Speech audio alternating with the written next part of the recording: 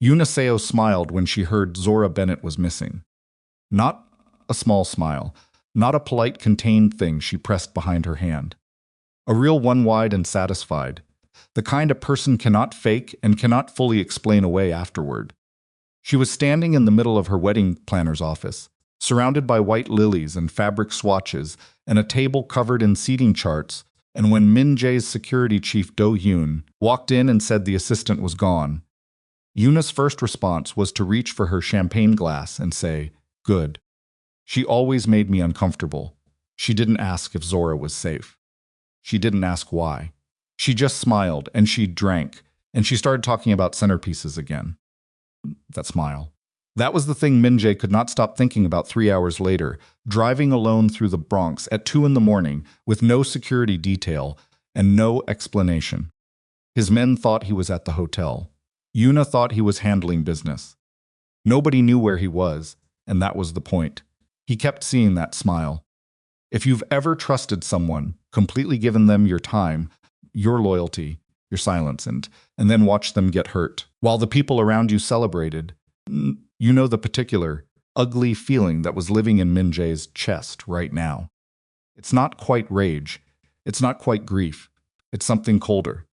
Something that makes a man drive to the Bronx at 2 in the morning when every rational voice in his head is telling him to let his people handle it. He parked half a block from her building and sat in the car for a long moment. The street was quiet. A dog barked somewhere far away. He looked up at her window, dark, no movement, and he felt, for the first time in a very long time, something he didn't have a name for. He got out of the car. He walked to her door. He knocked. Nothing. He knocked again, harder. Still nothing. He stood there for perhaps 30 seconds. Then he stepped back and broke the door open. If you're watching this story for the first time, hit that subscribe button right now and turn on your notifications. Because this is the kind of story that doesn't let you breathe easy, and we drop new ones every week. Drop your city or country in the comments below. Let us see how far this story has traveled. And if you've ever been overlooked by someone who should have seen you, like this video, because this one is for you. The hallway inside smelled like old wood and something medicinal. Min-jae had a brief, strange thought that he'd never been to Zora's apartment before. 5 years. He had trusted this woman with the passwords to accounts that could destroy him. He knew the serial numbers on her work laptop. He did not know where she lived until Do-yoon pulled her address from the HR files an hour ago. He moved through the small front room quickly. The apartment was meticulous in its poverty. Everything was clean, carefully ordered, but there was almost nothing here. Couch with a worn armrest, a small television, a bookshelf with paperbacks organized by size. He looked at the kitchen table on his way past and stopped. Medical bills, a stack of them, 2 inches thick, rubber banded together. He didn't touch them, but he could see enough. The hospital letterhead, the amounts due, the red past due stamps that had been applied so many times the ink had gone pale from repetition. He moved past them. The blood started near the bathroom door. Just a smear at first. The kind you might talk yourself into believing was something else. Then a handprint on the wall, low down, the way a person makes it when they're trying to stand and failing. Then a dark trail across the tile floor. Zora was on the floor beside the toilet, her back against the tub, her legs folded beneath her at a wrong angle. Her blazer, the gray one, the one she always wore to morning briefings, was soaked through on the left side. Her eyes were closed. Min-jae was beside her before he'd made the decision to move. He put 2 fingers against her neck. The pulse was there, weak and irregular, like a signal coming in from a long distance. Zora, her eyes didn't open. Zora, harder this time. He put his hand on her face, tilting it toward him. "Look at me." Her lashes moved, then her eyes opened barely, just enough to find him, and for a moment she didn't seem to believe what she was seeing. Her mouth moved without producing sound. "Don't talk," he said. "I'm calling someone." "No." The word came out rough, scraped thin. She pulled at his sleeve with her right hand. He looked down. Her left hand was pressed hard against her side, and in her right, pressed against his forearm, now, was a black flash drive no larger than his thumb. She had been holding it the entire time. Don't, she tried again. And then her breath caught, and he watched her force herself through it, past it, her jaw locked tight. Don't marry Yuna. The words came out in pieces, each one costing her something. It's all, she lost the sentence there. Her hand tightened on his sleeve. All a trap, she said. Then she was gone again. Not dead, the pulse was still there. But her eyes closed, and her grip slackened, and Min-jae was left kneeling on a freezing bathroom floor in the Bronx, holding a flash drive, and looking at a woman who had nearly bled out alone, in the dark, without anyone knowing she was there. He made 2 calls, both from a number that didn't exist on any traceable record. The first was to Do-hyun. The second was to a physician named Ramos, who had done quiet work for the organization before, and who asked no questions that weren't medically necessary. He did not call Yuna. He did not call his uncle. He sat on the bathroom floor with Zora's head resting against his knee and waited. And while he waited, he looked at his organization from the outside, for the first time in 5 years really looked at it, and tried to count how many people inside it would smile if they heard this woman was dead. Dr. Ramos arrived inside 40 minutes. The safe house was a 2-bedroom unit in a building, Min-jae, owned through 3 layers of shell companies, used occasionally for exactly this kind of problem. Clean, anonymous, stocked. Ramos worked for nearly 2 hours without commentary, while Min-jae and Do-hyun waited in the front room. Do-hyun was a compact man, 46, Korean-American, with a face that had long ago stopped showing what he was thinking. He'd been with Min-jae since before the organization was the organization. He sat in the chair by the window, watching the street below, and he did not ask why they were keeping this quiet. She had the drive on her, Min-jae said. Do-hyun looked at it. Didn't touch it. She was protecting it from whoever did this to her. From whoever did this to her, Do-hyun agreed. People don't hold on to things like that when they're running scared. They hide it, mail it, anything to get it away from them. She kept it on her. She wanted it to reach me. She wanted it to reach you specifically. Do-hyun looked back out the window. Which means, whatever's on it, she didn't trust anyone else in the building to give it to you straight. Min-jae set the drive on the table between them, and they both looked at it. Ramos came out an hour later, pulling off his gloves. He was a careful man who chose his words, like a man who'd learned the cost of imprecision. She'll survive, he said. She's lost significant blood. 2 broken ribs, 1 cracked. Someone worked on her left side methodically. This wasn't a random attack. This was someone trying to find out what she knew. He paused. She didn't give them anything. I'd stake my practice on it. If she had, she wouldn't be alive. Min-jae didn't respond to that. She needs 2 weeks minimum before she's on her feet, Ramos continued. She's going to be in real pain when she comes around. I'll leave medication. She shouldn't be moved unnecessarily. She won't be. Ramos nodded, packed his bag. He stopped in the doorway. Whoever did this knew what they were doing and took their time. She was lucky to get away. He left without adding anything to that. Min-jae went back to the bedroom where Zora was sleeping. Ramos had cleaned her up, wrapped her ribs, established an IV line. She looked smaller in the bed than she ever did in the office, which was a strange thing to register because she wasn't a small woman. But the office was her territory in a way that had never been obvious until right now, when she was removed from it. He pulled the chair from the corner of the room and sat next to the bed. He had perhaps 4 hours before people would start expecting to see him. He didn't move. He looked at the flash drive in his hand. Looked at her face. Looked at the drive again. He thought about the morning she'd started. First day, 8 years ago. No, she'd been promoted to personal assistant 5 years back. He'd barely registered her face in the early years. She was competent. That was all he'd tracked. Competent, discreet, reliable. She had a talent for being the person who knew everything and said only what was necessary. He had relied on that talent constantly. He had never once asked her what it cost her. She regained partial consciousness at dawn. He heard her breathing change and leaned forward. Where? She stopped, oriented herself slowly, looking at the ceiling first. Then at him. Something crossed her face. Not surprise exactly. Something more complicated. You're safe, he said. You've been treated. You're in one of my properties. Process this. Who knows I'm here? Do Hyun. Dr. Ramos. That's all.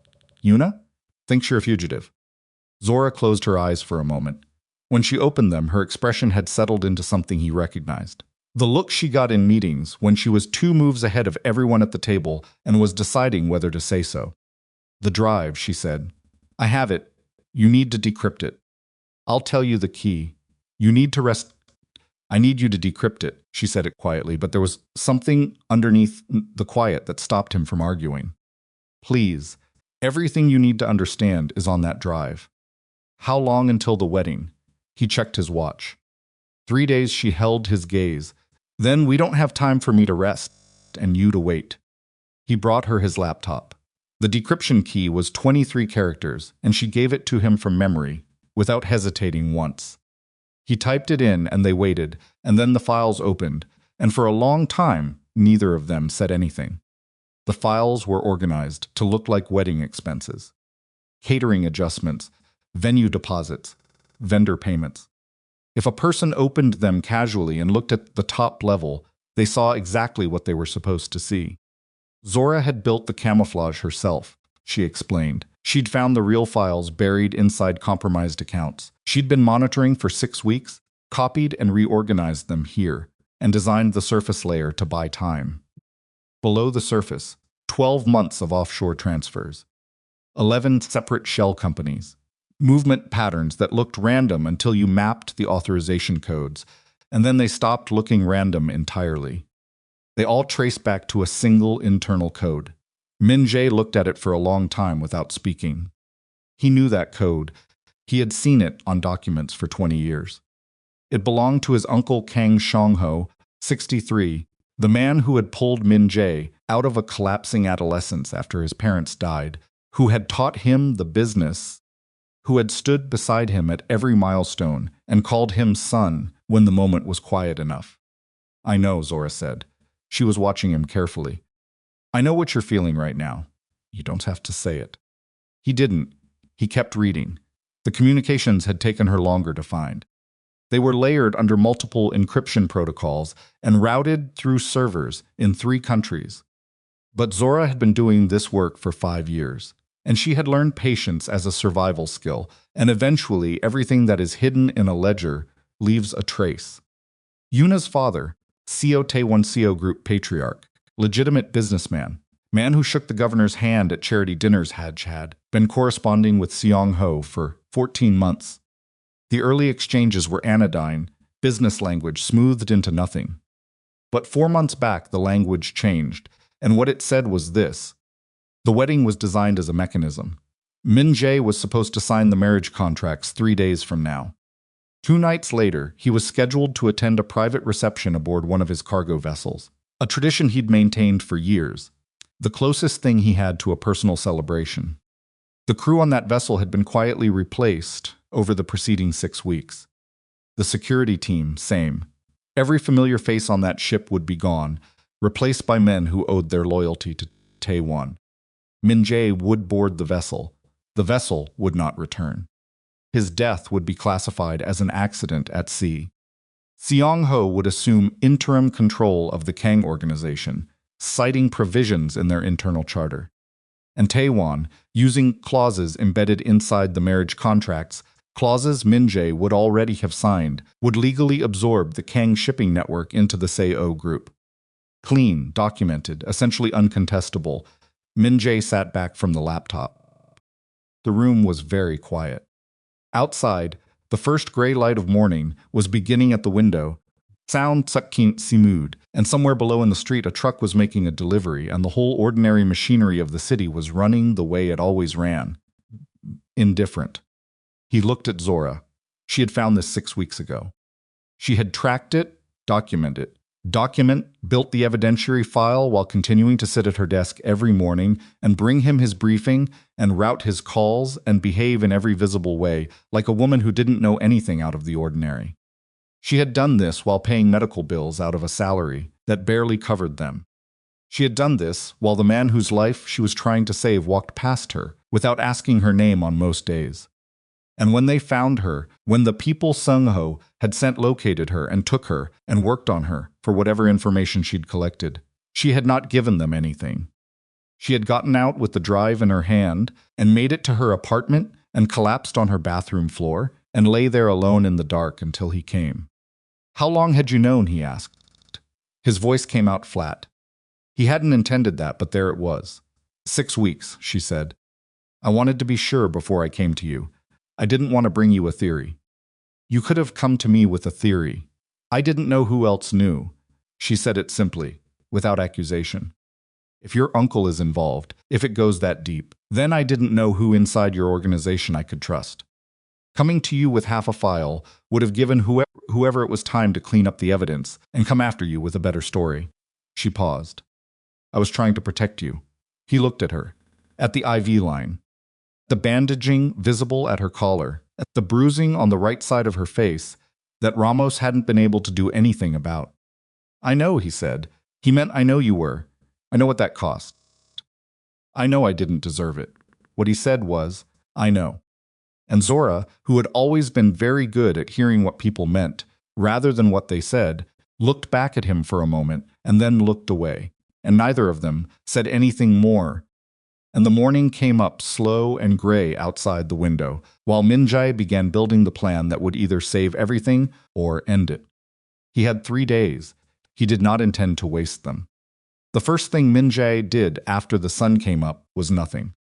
He sat in the chair beside Zora's bed for 20 minutes and did not move and did not speak and did not touch the laptop or the flash drive or his phone.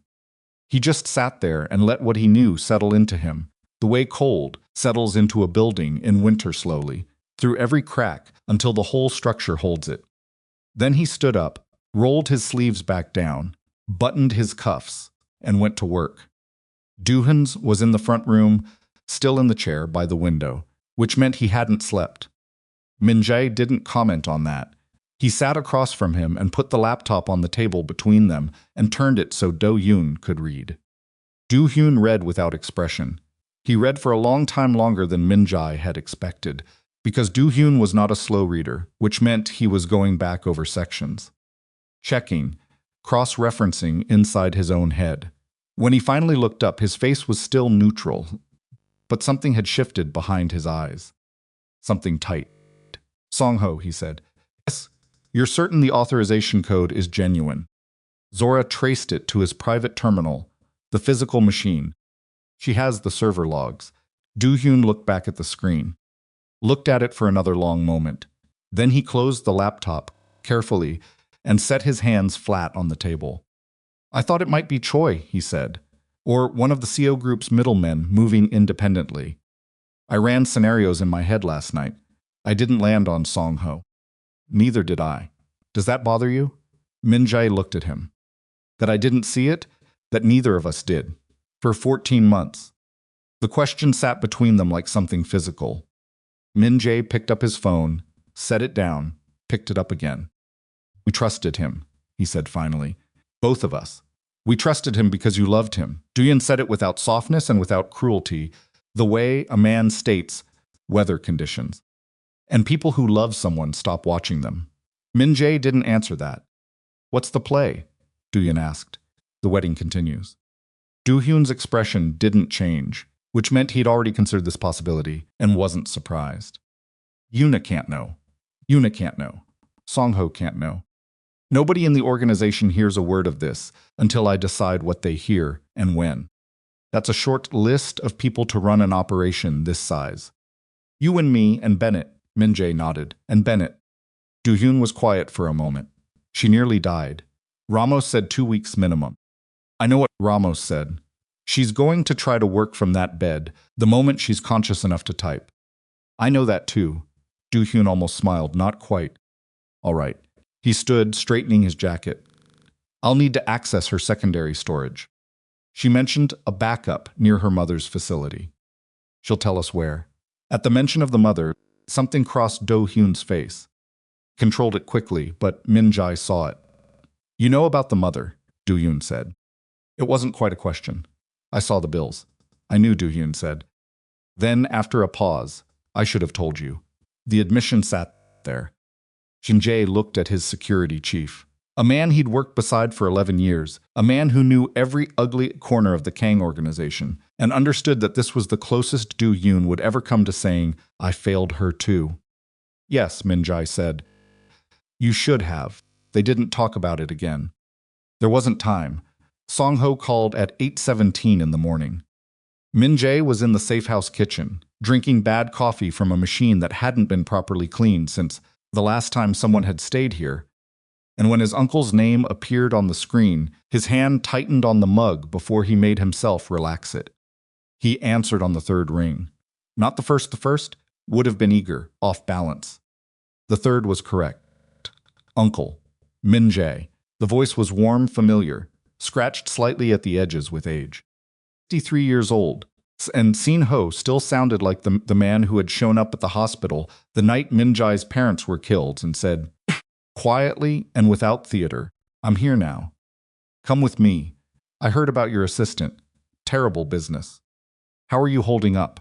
Terrible business." Min-jae turned that phrase over in his mind, the ways you turn a stone over to see what's under it. "I'm fine," he said. "Unsettled, but fine. The security team is handling it." "Good, good. You need to keep your mind on the wedding." 3 days. A pause carrying warmth, or the shape of warmth. This is the most important week of your life. Don't let this distract you. It won't. Have they found her yet? The Bennett woman? He noted the phrasing. The Bennett woman. Not Zora. Not your assistant. The Bennett woman. The way you refer to someone who has already become a problem to be solved rather than a person. "Not yet," Min-jae said. "But they will. Of course they will." Another pause. Min-jae. "When they do, be careful about what she's been carrying. A woman who runs, she takes things with her. Insurance, they call it. Don't let whatever she has create noise before the ceremony." Min-jae listened to the texture of his uncle's voice. The advice was delivered as concern, as wisdom from an older man who'd seen how these situations unravel. Everything about the tone was right, and underneath the tone, perfectly still, was the knowledge that Seong-ho had sent people to Zora's apartment. A sound like to find what she carried, had told them to find what she carried, and then had called his nephew the next morning to offer concerned advice. "I'll handle it," Min-jae said. "I know you will. I'll see you tonight at dinner. Your Aunt Hyun is cooking. I'll be there." He hung up.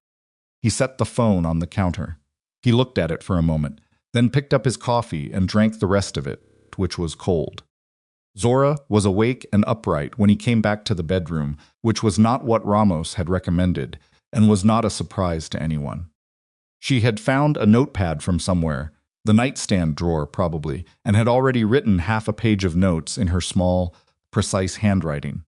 Her left side was clearly causing her pain.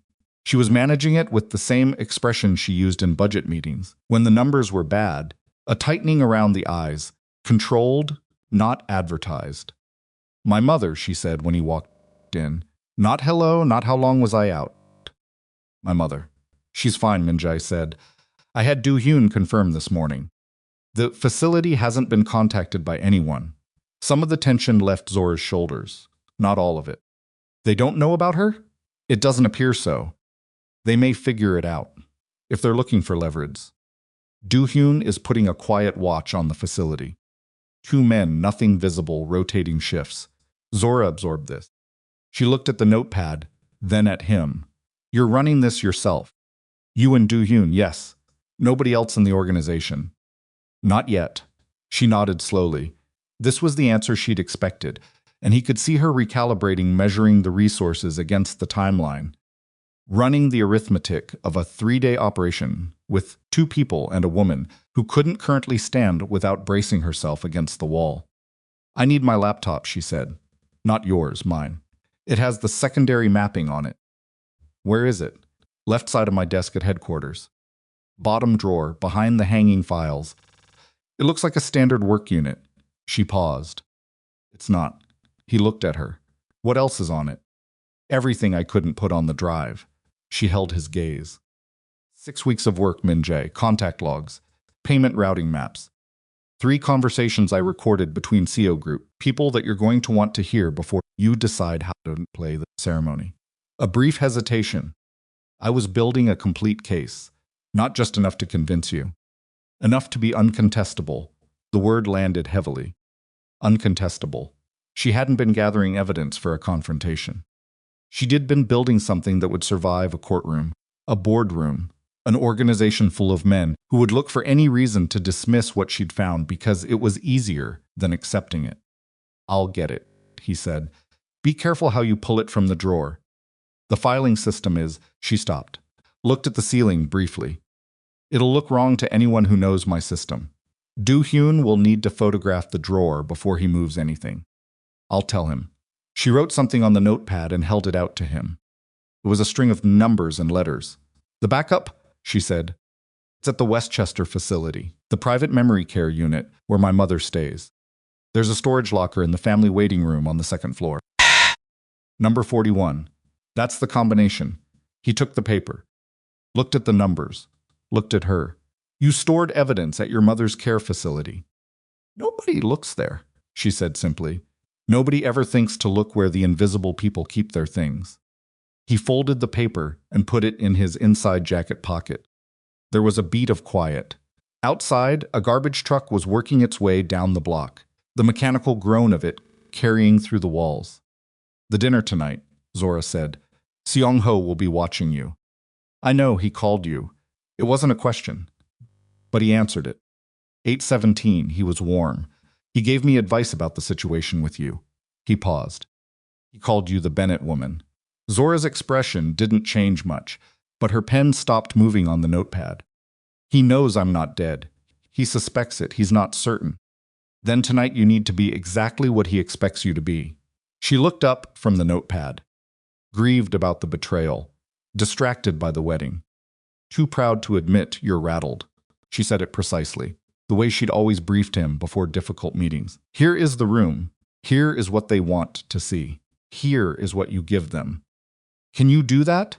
He thought about sitting across a dinner table from Song-ho for 3 hours, eating Aunt Hyun's cooking, listening to his uncle talk about the wedding, about the CO alliance, about the future of the organization. Watching Seong-ho's hands, his eyes, the slight micro-expressions that Min-jae had spent 30 years learning to read in other people and had never once thought to direct at the man who raised him. Yes, he said. Headquarters operated that day with its usual controlled energy, which was the point. Min-jae arrived at 10, greeted his team, reviewed the morning security reports, approved 3 pending contracts.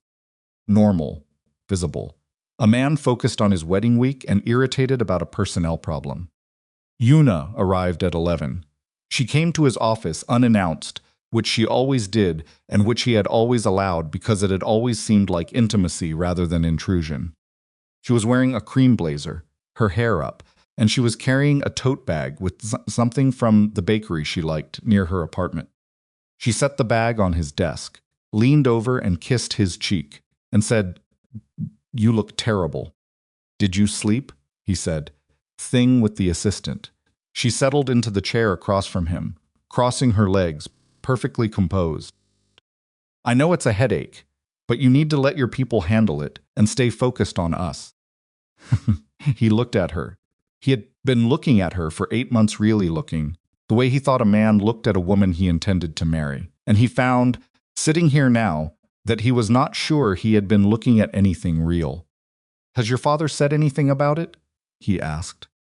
She tilted her head slightly. "About Zora? Why would he? He knows everyone I know. I thought he might have heard something through his contacts." She shrugged. "I can ask him tonight. We're having dinner." She stopped. "Oh, right, you're at your uncle's tonight." "Yes." "Then I'll see you tomorrow." She reached into the tote bag and produced a small pastry box, slid it across the desk. "Almond croissants. Eat something. You're running on nothing." He took the box. He thanked her. He watched her leave. When the door closed behind her, he sat very still for a moment. Then he opened the box, looked at the croissants inside, which were expensive and beautifully made, and which he did not touch. He thought, 8 months. He thought she was sitting in that chair, and she was looking at me with exactly the right amount of concern, and I was looking for any crack in it, and I found nothing. He thought, Zora found it in 6 weeks from an assistant's desk, with a standard access login and a salary that didn't cover her mother's medical bills. He put the lid back on the box and set it aside and went back to work. Do-hyun retrieved the laptop from Zora's desk without incident. He photographed the drawer first, exactly as she'd instructed, and then drove to Westchester and retrieved the storage locker contents, a sealed envelope containing printed bank statements, photographs, a notarized document bearing Song-ho's signature on an agreement that had never been disclosed to Min-jae, and a small recorder holding 3 audio files. He brought everything to the safe house. Zora was sitting up in bed, slightly more color in her face, the notepad now covered on both sides. She went through the Westchester materials with the systematic focus of a woman who had organized her entire professional life around not being dismissed. She labeled each document. She cross-referenced the bank statements against the laptop files. She built a sequence. Min-jae watched her work. He noticed the way she paused when the pain moved through her, a brief stillness, a controlled exhale, and then continued without acknowledging it. He noticed that she ate the sandwich Do-hyun brought her in 3 bites between tasks and didn't seem to taste it. The audio, she said. You should hear this before dinner. She opened the 3rd file. The recording quality was clean. She'd used good hardware, mounted somewhere unobtrusive, because Zora Bennett was the kind of person who thought about unobtrusive hardware. 2 voices. One was Taewon's deliberate, deep, a voice accustomed to boardrooms. The other was a man Min-jae didn't immediately recognize until Zora said, "That's the security coordinator, Taewon, placed on your vessel. He goes by Park." The conversation was 8 minutes long, contained specific dates, specific names, a reference to the cargo vessel's modified manifest, and one exchange near the end that Min-jae made Zora replay twice. Taewon, Song-ho is nervous. Park, about the timeline? Taewon, about the boy. He says Min-jae is like a son to him. Park, that's the problem with sentiment. Taewon, Song-ho will manage it. He always does. He managed the parents, didn't he? A pause on the recording. Then Park said, "Yes, sir," and moved on. He managed the parents. Min-jae sat with that sentence for a long time after Zora stopped the playback. The room was very quiet. Do-hyun, standing near the door, had gone completely still. "I don't know what that means," Zora said carefully. "I don't have anything else that references it. It might be." "I know what it means," Min-jae said. His voice came out even. He was surprised by that. He had expected something to break when he heard it, some internal structure to give way. Instead, everything inside him went very quiet and very clear, the way a room goes quiet, when all the ambient noise suddenly stops and you realize how much of it there had been. His parents had died in a car accident. That was what he had been told. That was what the police report said. That was the story he had carried for 28 years, the foundational grief of his entire adult life, the wound that had made him the man Song-ho then shaped. He managed the parents, Min-jae. Do-hyun's voice low. "I'm fine," Min-jae said. He stood up, straightened his jacket, looked at his watch. "I need to leave for dinner in 40 minutes. "You don't have to go tonight," Zora said. She was watching him with an expression he hadn't seen from her before, careful. Steady, not pity, but something close to it. "We have enough. We could move the timeline. We don't have enough yet to be uncontestable," he said. "You used that word. You were right to use it. We do this right, or we don't do it at all." He picked up his jacket from the chair back. "I'll be back by 11. Don't try to stand without Do-hyun's help." She looked like she wanted to say something else. She didn't. He left. Dinner at Song-ho's house was a thing Min-jae had done more times than he could count. The house in Flushing, big, older, a little cluttered, with the accumulation of decades smelled like sesame oil, and something sweet from Aunt Hyun's kitchen, and the particular staleness of a house that has been lived in long enough to absorb its occupants completely. Song-ho met him at the door. He was a tall man, still carrying himself upright at 63, with gray at his temples and warm eyes and the easy physical authority of someone who had never in his life been uncertain of his welcome. He put his hand on the back of Min-jae's neck in the way he'd always done when Min-jae was a boy and said, "You look like you need a meal." Min-jae said, "You sound like my aunt." Song-ho laughed and pulled him inside. It was, by every external measure, a normal evening. Hyun had made galbi and 2 kinds of banchan and the japchae that Min-jae had grown up eating at this table, and they sat and ate and talked about the wedding and the SEO alliance and what the organization would look like in 5 years. Song-ho talked with authority and affection. He refilled Min-jae's glass without being asked. He told the story about Min-jae's first negotiation 17 years old, terrified, bluffing through a meeting with men twice his age, with the proprietary pride of a man who believed he had built what was sitting across from him. Min-jae laughed in the right places. He asked questions in the right places. He allowed his uncle to see a man who was stressed about the personal situation and determined to hold it together through the wedding. He allowed Song-ho to comfort him. He managed the parents.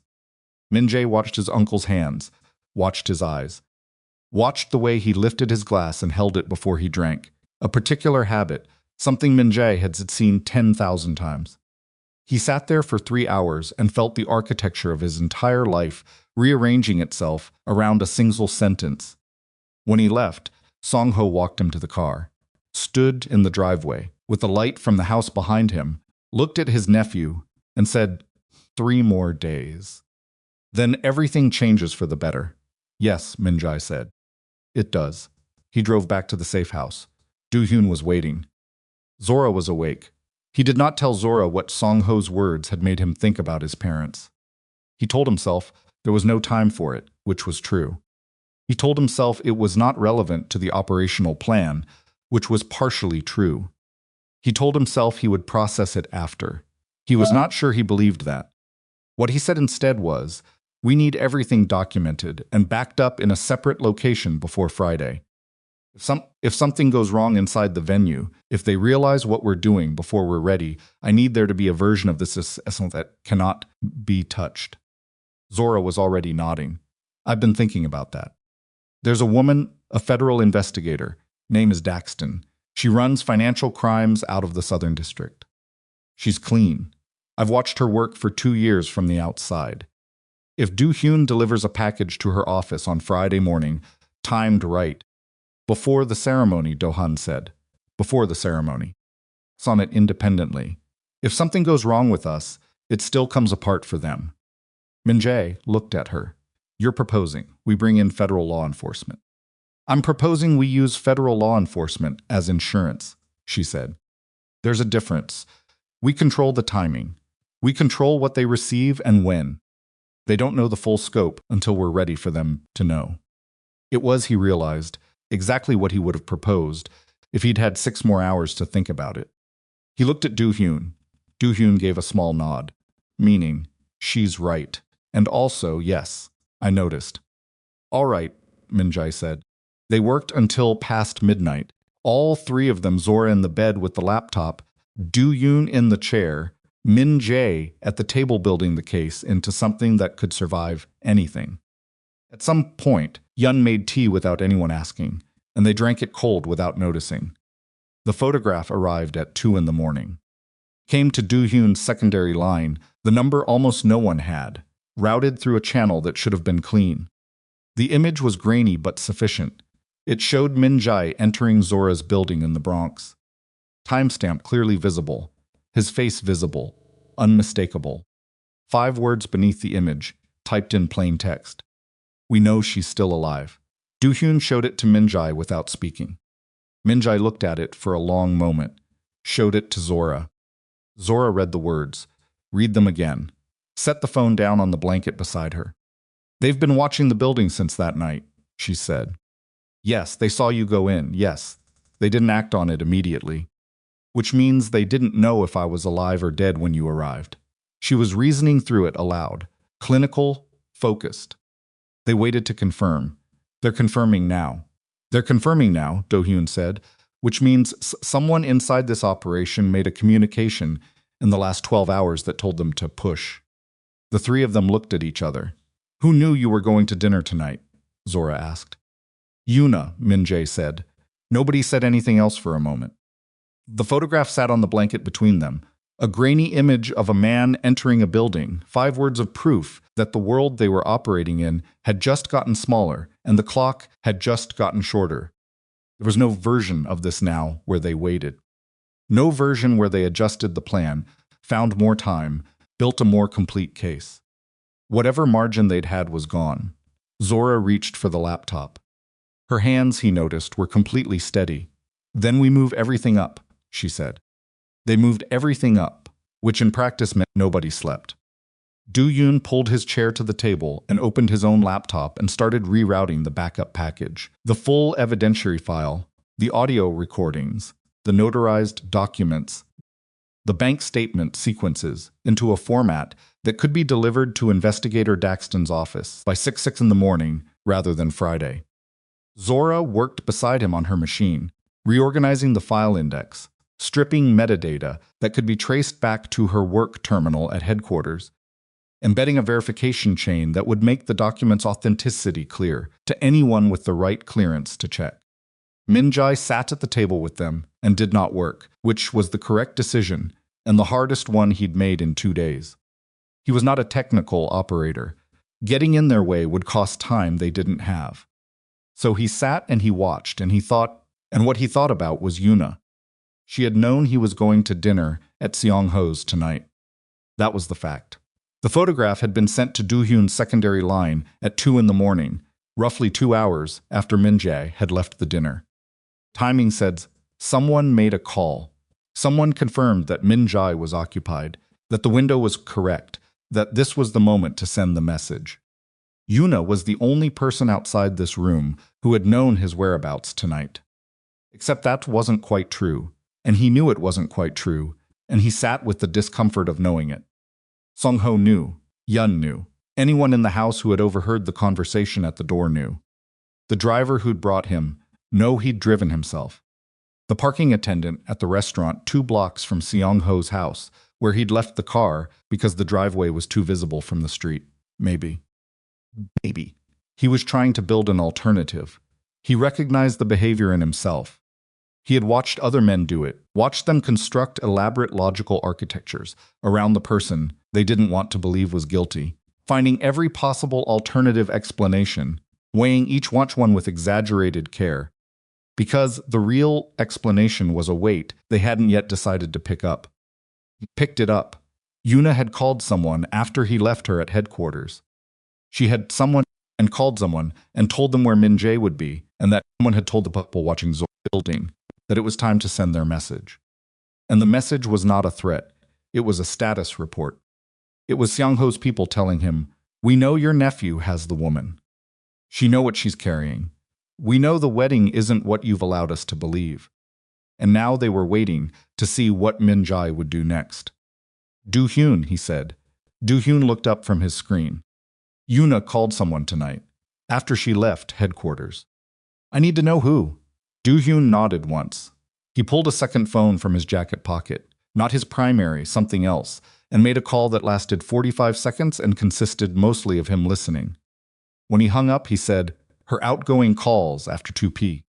today. First one to her assistant, 2 minutes. Second to a restaurant, presumably a reservation. Third one," he paused, just slightly, "to a number registered to a telecom holding company in Delaware. Burner architecture. 4 minutes, 11 seconds. Nobody said anything for a moment. 4 minutes, Zora said from the bed. She hadn't looked up from her screen. That's not a quick confirmation call. That's a briefing. Min-jae stood up.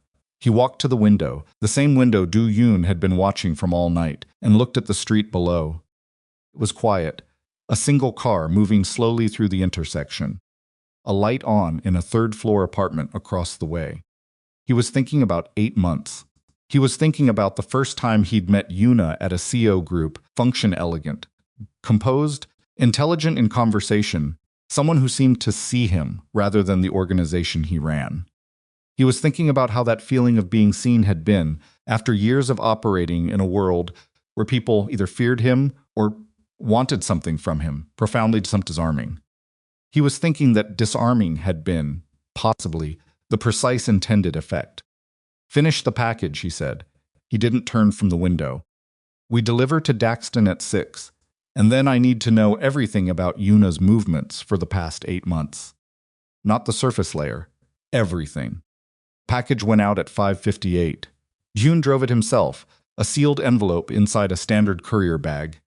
Dropped at the night security desk of the Southern District Federal Building, with a notation that it was time-sensitive financial crime evidence for investigator Daxton's attention. No return address. No name on the submission. Just the evidence and a single typed page explaining the broad outlines enough to open a file, not enough to act prematurely. By the time he got back to the safe house, the sun was coming up again, and Zora had not slept, and Min-jae had not slept, and neither of them had mentioned this to each other. Zora had spent the hours before dawn, pulling everything she could find on Yuna, Seo that wasn't part of the public record. This was harder than the financial investigation had been, because Yuna was careful in a way that Seong-ho and Teen Taewon were not. Their carelessness had come from confidence, from the belief that the evidence would never be examined by anyone who mattered.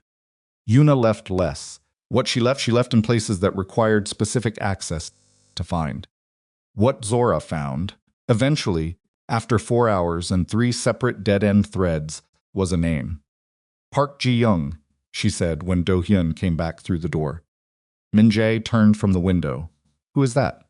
Yuna's roommate at university. 8 years ago, Zora's voice was careful.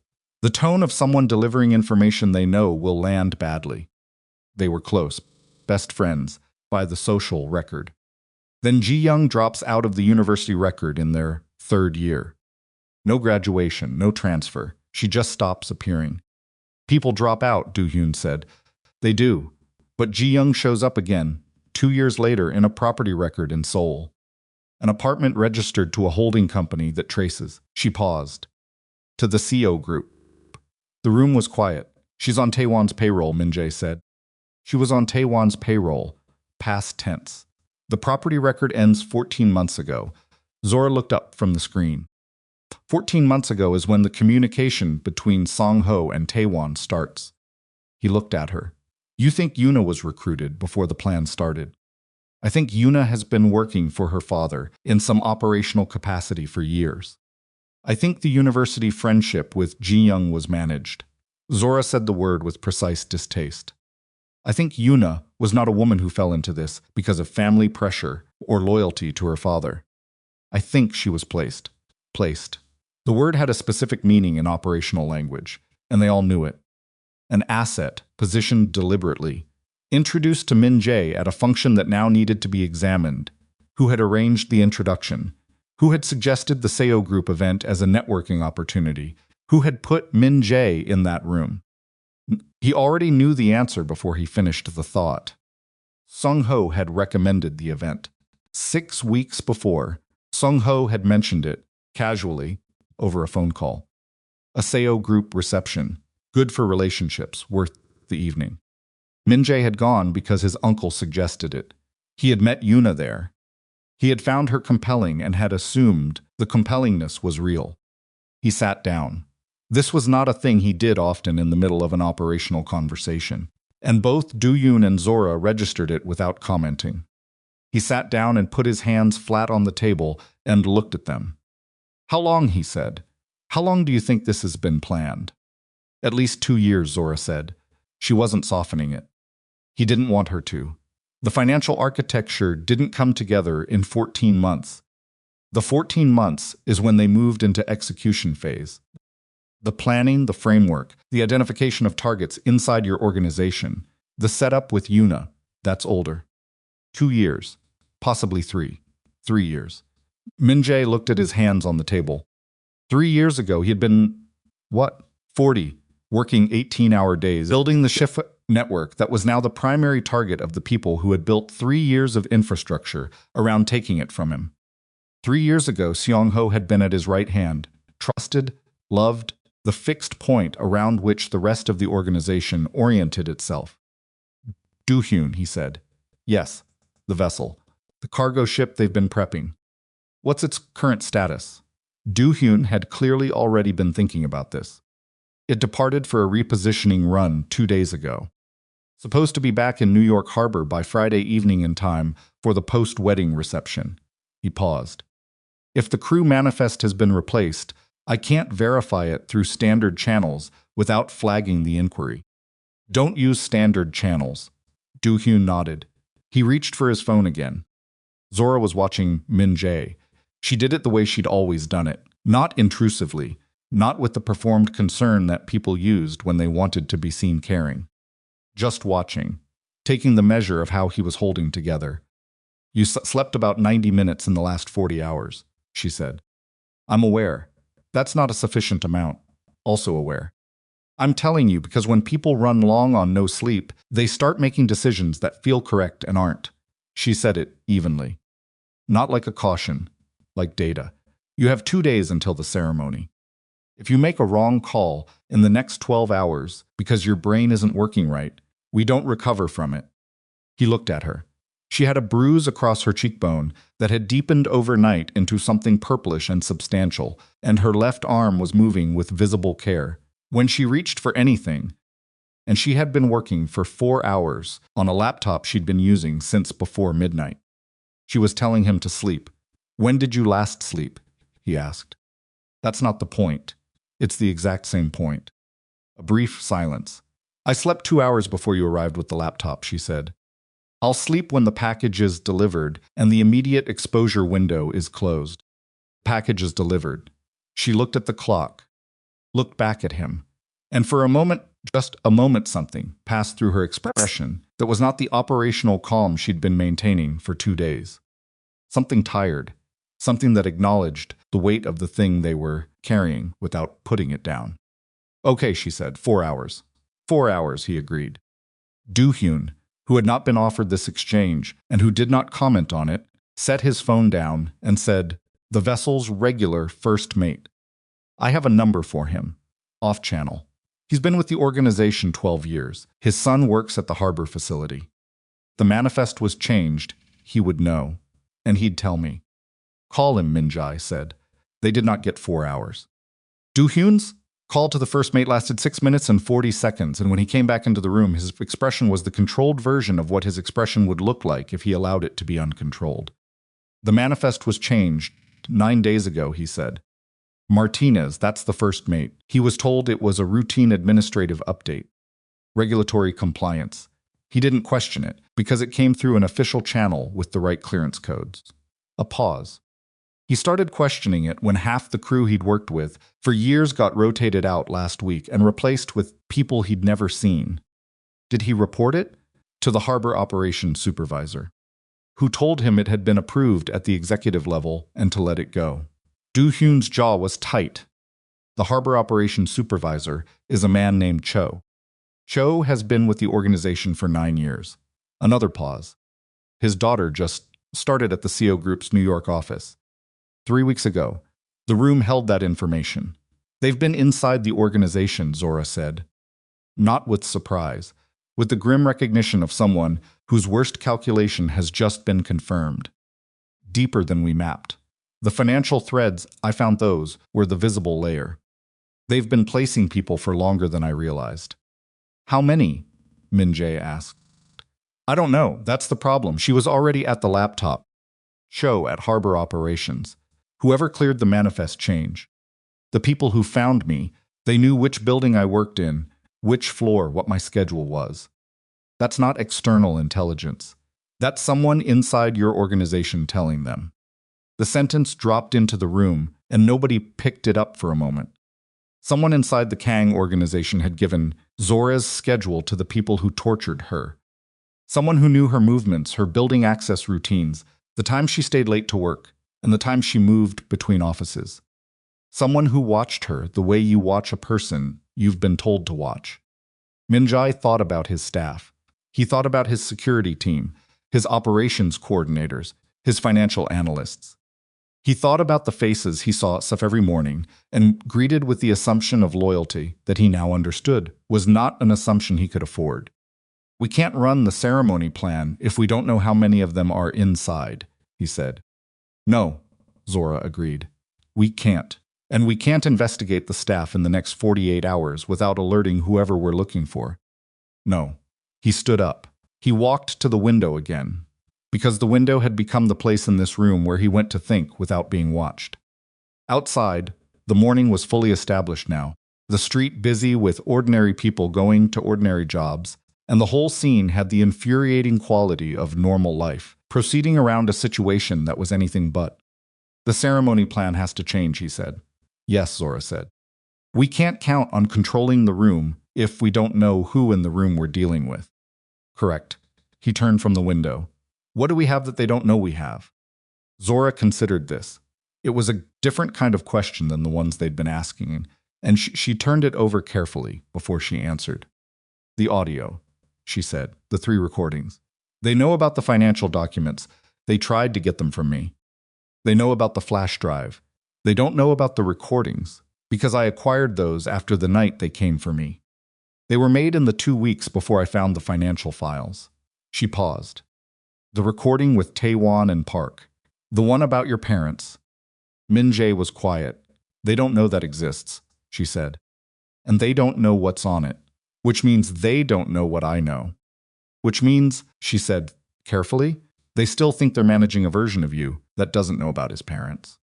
He understood what she was saying. He understood the tactical value of it, and he understood the personal cost of it, and he held both of those things at once, and found that the tactical value was somewhat larger than the personal cost, which told him something about what was happening to him in this room over the last 2 days that he didn't fully want to examine yet. We use it, he said. Are you sure? Use it. She nodded. She wrote something on the notepad. The contact from Seong-ho came at 10:43 in the morning, which was earlier than Min-jae had expected, and later than he'd feared. It wasn't a call. It was a message, sent through an organizational channel that both of them used for internal business, which meant Seong-ho was putting it on record. Min-jae. The reports this morning are concerning. I've heard there are questions being asked about vessel operations. I'd like to discuss this before you proceed further. Please come to the office this afternoon. We should talk in person. Min-jae read it twice, showed it to Do-hyun. Do-hyun read it. He knows Do-hyun pulled Martinez's record. Someone at Harbor Operations flagged the inquiry. He's moving faster than he expected to need to move. Because we moved faster than he expected. He's calling me in to take my measure. Min-jae set the phone down. He wants to look at me and decide how much I know. And what do you tell him? Min-jae thought about Seong-ho's hands on the back of his neck at the door last night. The warmth of it, the ease of it, 28 years of that specific gesture, that specific expression of ownership, disguised as affection. I tell him I'm coming, he said. Do-hyun looked at him steadily. Alone? No. He looked at Do-hyun. You'll be outside. And I'll be wearing a wire. From the bed, Zora said, without looking up from the laptop, I can set up real-time monitoring. If anything changes inside the room, I'll hear it. Do-hyun looked at her. You're going to monitor a live wire from a bed. I've done it from worse position, she said. Kang Organization's main office occupied 4 floors of a building in Midtown, and Seong-ho had kept a private office on the 3rd floor since before Min-jae had run anything. It was a room Min-jae knew, with the specific familiarity of a place where important things had happened to him. Where Seong-ho had taught him to read a contract, where they'd sat in the aftermath of the first serious crisis the organization had faced. Where Min-jae had gone, at 22, and at 31, and at 37, when the weight of what he was building became temporarily too large to carry alone. He sat across from his uncle now in that room, in the chair he'd always sat in, and watched Seong-ho pour 2 glasses of water from the carafe on the desk with steady hands. Steady hands. Min-jae noted this. A man who'd sent people to torture his assistant and was about to order his nephew's assassination had hands steady enough to pour water cleanly. The harbor inquiry, Seong-ho said. He pushed 1 glass across the desk. Do-hyun was pulling records on the vessel. Crew manifest, operations logs. Why routine check, Min-jae said. We had a shipping irregularity flag last week. Do-hyun follows up on those, this close to the wedding. Irregularity flags don't respect the schedule. Seong-ho looked at him. Sound he was doing, The thing Min-jae had now learned to read, the assessment, the measurement, the attempt to find the crack in the surface that would tell him whether Min-jae knew more than he was showing. He had been doing it last night at dinner too, and Min-jae had missed it then, because he hadn't yet known to look for it.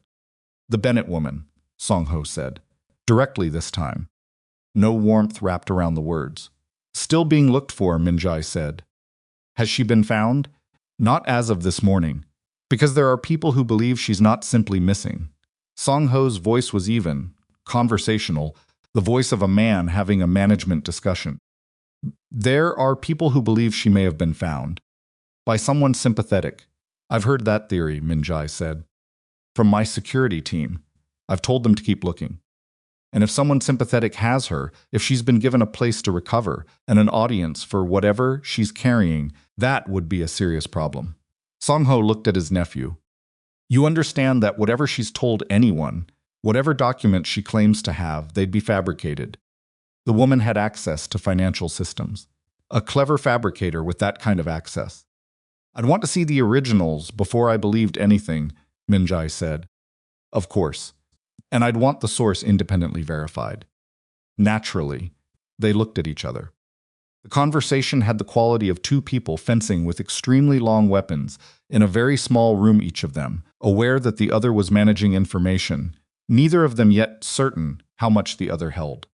Uncle, Min-jae said. He made his voice quieter. He made it.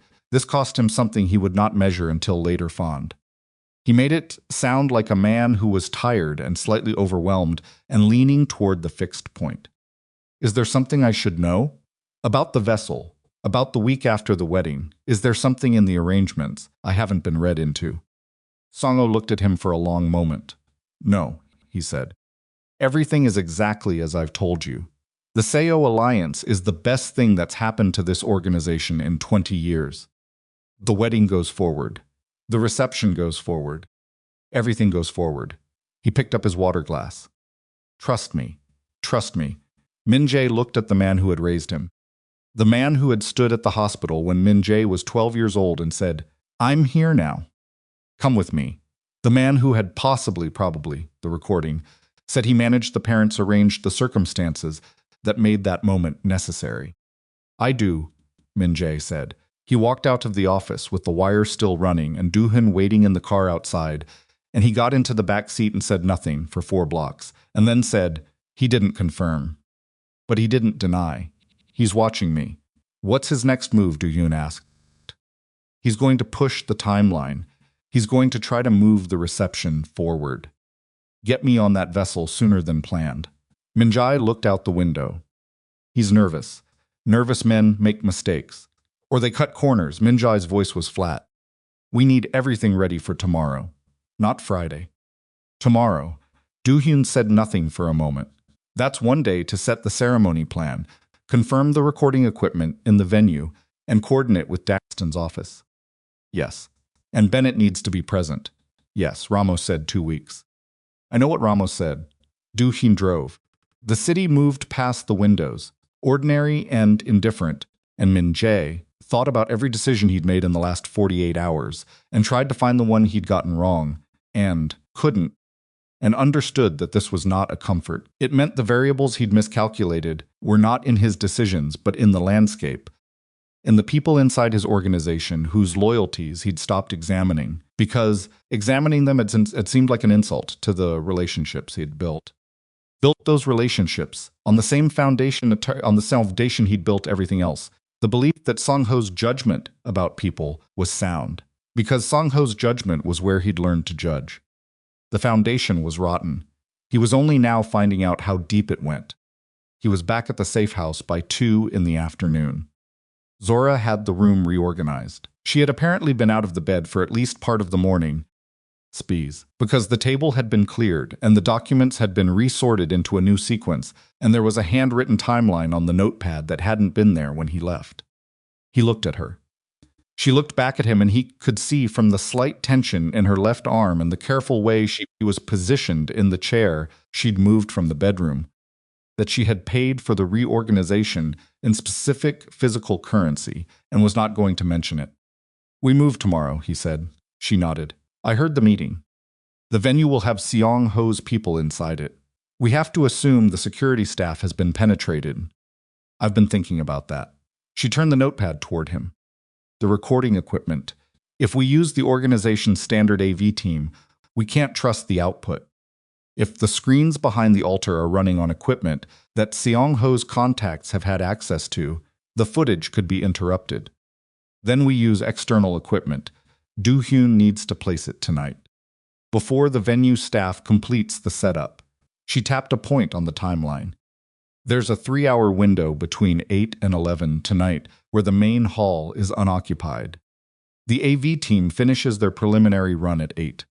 The venue's own staff returns at 11 for a final lighting check. Min-jae looked at the timeline. It was exactly right. He didn't say that because saying it felt redundant, and Zora was not a person who needed to be told she was right. She needed the work to be used. Do-hyun handles placement, he said. What about Daxton? If we move the ceremony to tomorrow? I've been drafting a supplemental notification. New evidence items, the audio recordings, that she needs to have in her hand before tomorrow morning. Zora paused. There's a risk. If Daxton's office has been penetrated, Mitz. It hasn't. He said it with more certainty than he felt, because uncertainty about the federal investigator at this point was a luxury they couldn't afford. She's been building financial crime cases against organizations like ours for 11 years. If Taiwan had gotten to her, we'd have seen it in the disposal patterns. Cases dropped, investigation redirected. Zora considered this. The record is clean, she conceded. I checked it twice. Then we trust the record. She nodded slowly. Okay. Zora, he looked at her directly. Tomorrow, you need to be in that room. Her expression didn't shift. She had known this was coming. I know. You can barely. I know, she said again. Not with irritation. Particular kind of steadiness that was, he was beginning to understand, not just a professional quality, but something she'd built into herself out of necessity over years in rooms where she could not afford to be the variable that failed. I'll be there. You'll be in pain. I'm in pain now. It doesn't affect the work. He looked at her for a moment longer than was strictly necessary. She let him look, which was its own kind of answer. 4 hours, he said. You're sleeping 4 hours before tonight. Deal, she said. Do-hyun left at 7:30 to set the equipment. Plan was tight. 3 cameras, wireless transmission, a backup hardwire to a receiver unit in a catering van. Do-hyun would park on the adjacent street. The footage would feed live to a tablet that Zora would carry. If the main screens in the hall were interrupted, the evidence would still be transmitting, still be recording, still in some form be reaching the room. Min-jae sat alone in the safe house kitchen while Zora slept. He drank coffee that had been sitting too long, and he looked at his phone, and he thought about tomorrow. He thought about what kind of man walks into his own wedding, knowing it's a trap, stands at the altar, and waits for exactly the right moment to pull the thread that unravels everything. He thought about what kind of man he had been before this week, and whether that man and this man were the same person. He thought about the recording. He managed the parents. He thought about the car accident when he was 12, the phone call from a man he'd never met before, the hospital, the smell of disinfectant and bad lighting, and then Seong Ho walking through the door. He thought about 31 years of believing that door opening was the first good thing that happened after the worst night of his life. His phone buzzed. He looked at the screen. It was a message from Yuna. Thinking of you. One more day. Can't wait to become your wife. He looked at the message for a long time. Then he set the phone face down on the table and finished his coffee and went to check on the preparations.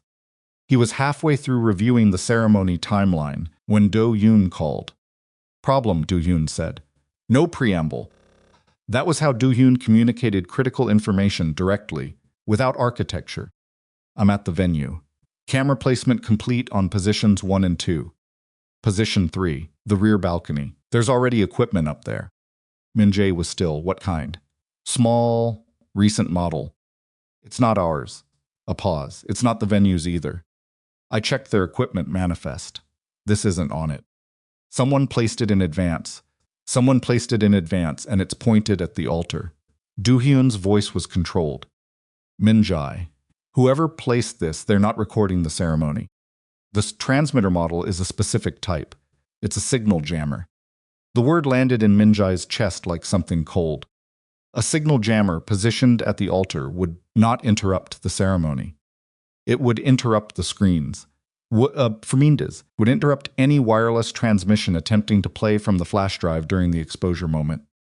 The screens behind the altar would go dark. The evidence would not play.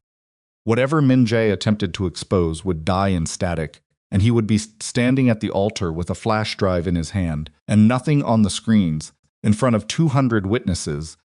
And Seong-ho's people would have the room, and Taewon's people would have the exits, and the man with no evidence and no transmission is not a man mounting an exposure. He is a man making an accusation. And an accusation, without evidence, in a room full of people who have been paid to be skeptical, is simply noise. They had known. They had known he was planning to use the ceremony. They had gotten ahead of him.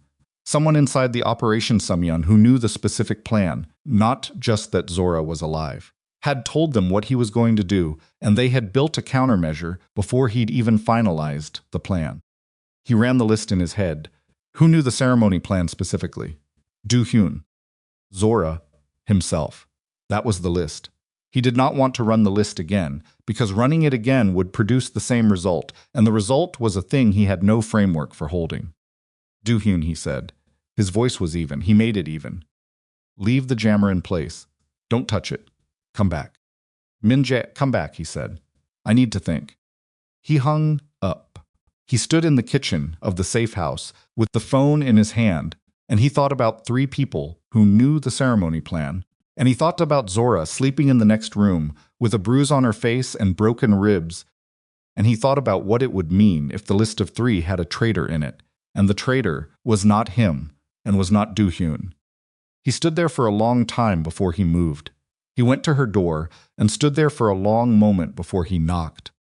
Not because he doubted himself.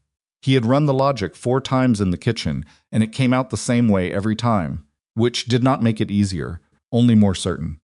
He stood at the door, because he understood that what he was about to do would change something between them that could not be unchanged, and he wanted to acknowledge that privately before he did it. He knocked twice. Zora's voice came back immediately. I'm awake. He opened the door. She was sitting up in the bed, the laptop open, the notepad on her knee. She had not been asleep.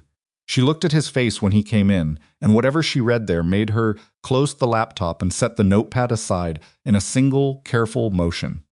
Tell me, she said. He told her about the jammer. He told her Do-hyun had found it, that it was positioned at the balcony, that the model was a specific type designed to interrupt wireless transmission during a contained window. He told her what that meant for the ceremony plan. He said all of it without inflection, standing at the foot of the bed, watching her face. She listened without interrupting. When he finished, she was quiet for a moment. Then she said, when did we finalize the ceremony plan? Night, the 3 of us, and the jammer was placed. Do-hyun is checking the venue's camera records. We'll know the placement window within the hour. Zora looked at him. He looked back at her. The logic was in the room between them, without anyone having said it explicitly, and he could see her working through it the same way he had, reaching the same end, and he watched something cross her face. Not fear exactly, but the recognition of a weight that she hadn't expected to find at this particular moment. You think it's Do-hyun, she said. I don't know. You're thinking it. I'm thinking the list is 3 people, and I know it isn't me. He said it directly, the way she always gave him difficult information cleanly, without theater. Which leaves 2. She was quiet. Her hands were still on the blanket, very still. Do-hyun has been with you 11 years. Yes. He drove the evidence to Daxton's office. Yes. If he's working for Seong-ho, the evidence package could have been intercepted before delivery. Daxton may not have it. I know. She looked at the ceiling briefly. A breath in, a breath out. Or, she said, someone placed that jammer before we finalized the ceremony plan. Before last night. Because Seong-ho didn't need to know the specific plan. He needed to know that Min-jae was going to make a move at the ceremony. That's not specific intelligence. That's a reasonable assumption by a man who knows how his nephew operates. Min-jae looked at her. If I were Seong-ho, she said, and I knew Zora was alive and that Min-jae had the evidence, I wouldn't wait to find out what Min-jae's specific plan was. I'd assume the ceremony and I'd start placing countermeasures immediately. Because the ceremony is the obvious play. She looked back at him. The jammer doesn't prove a leak.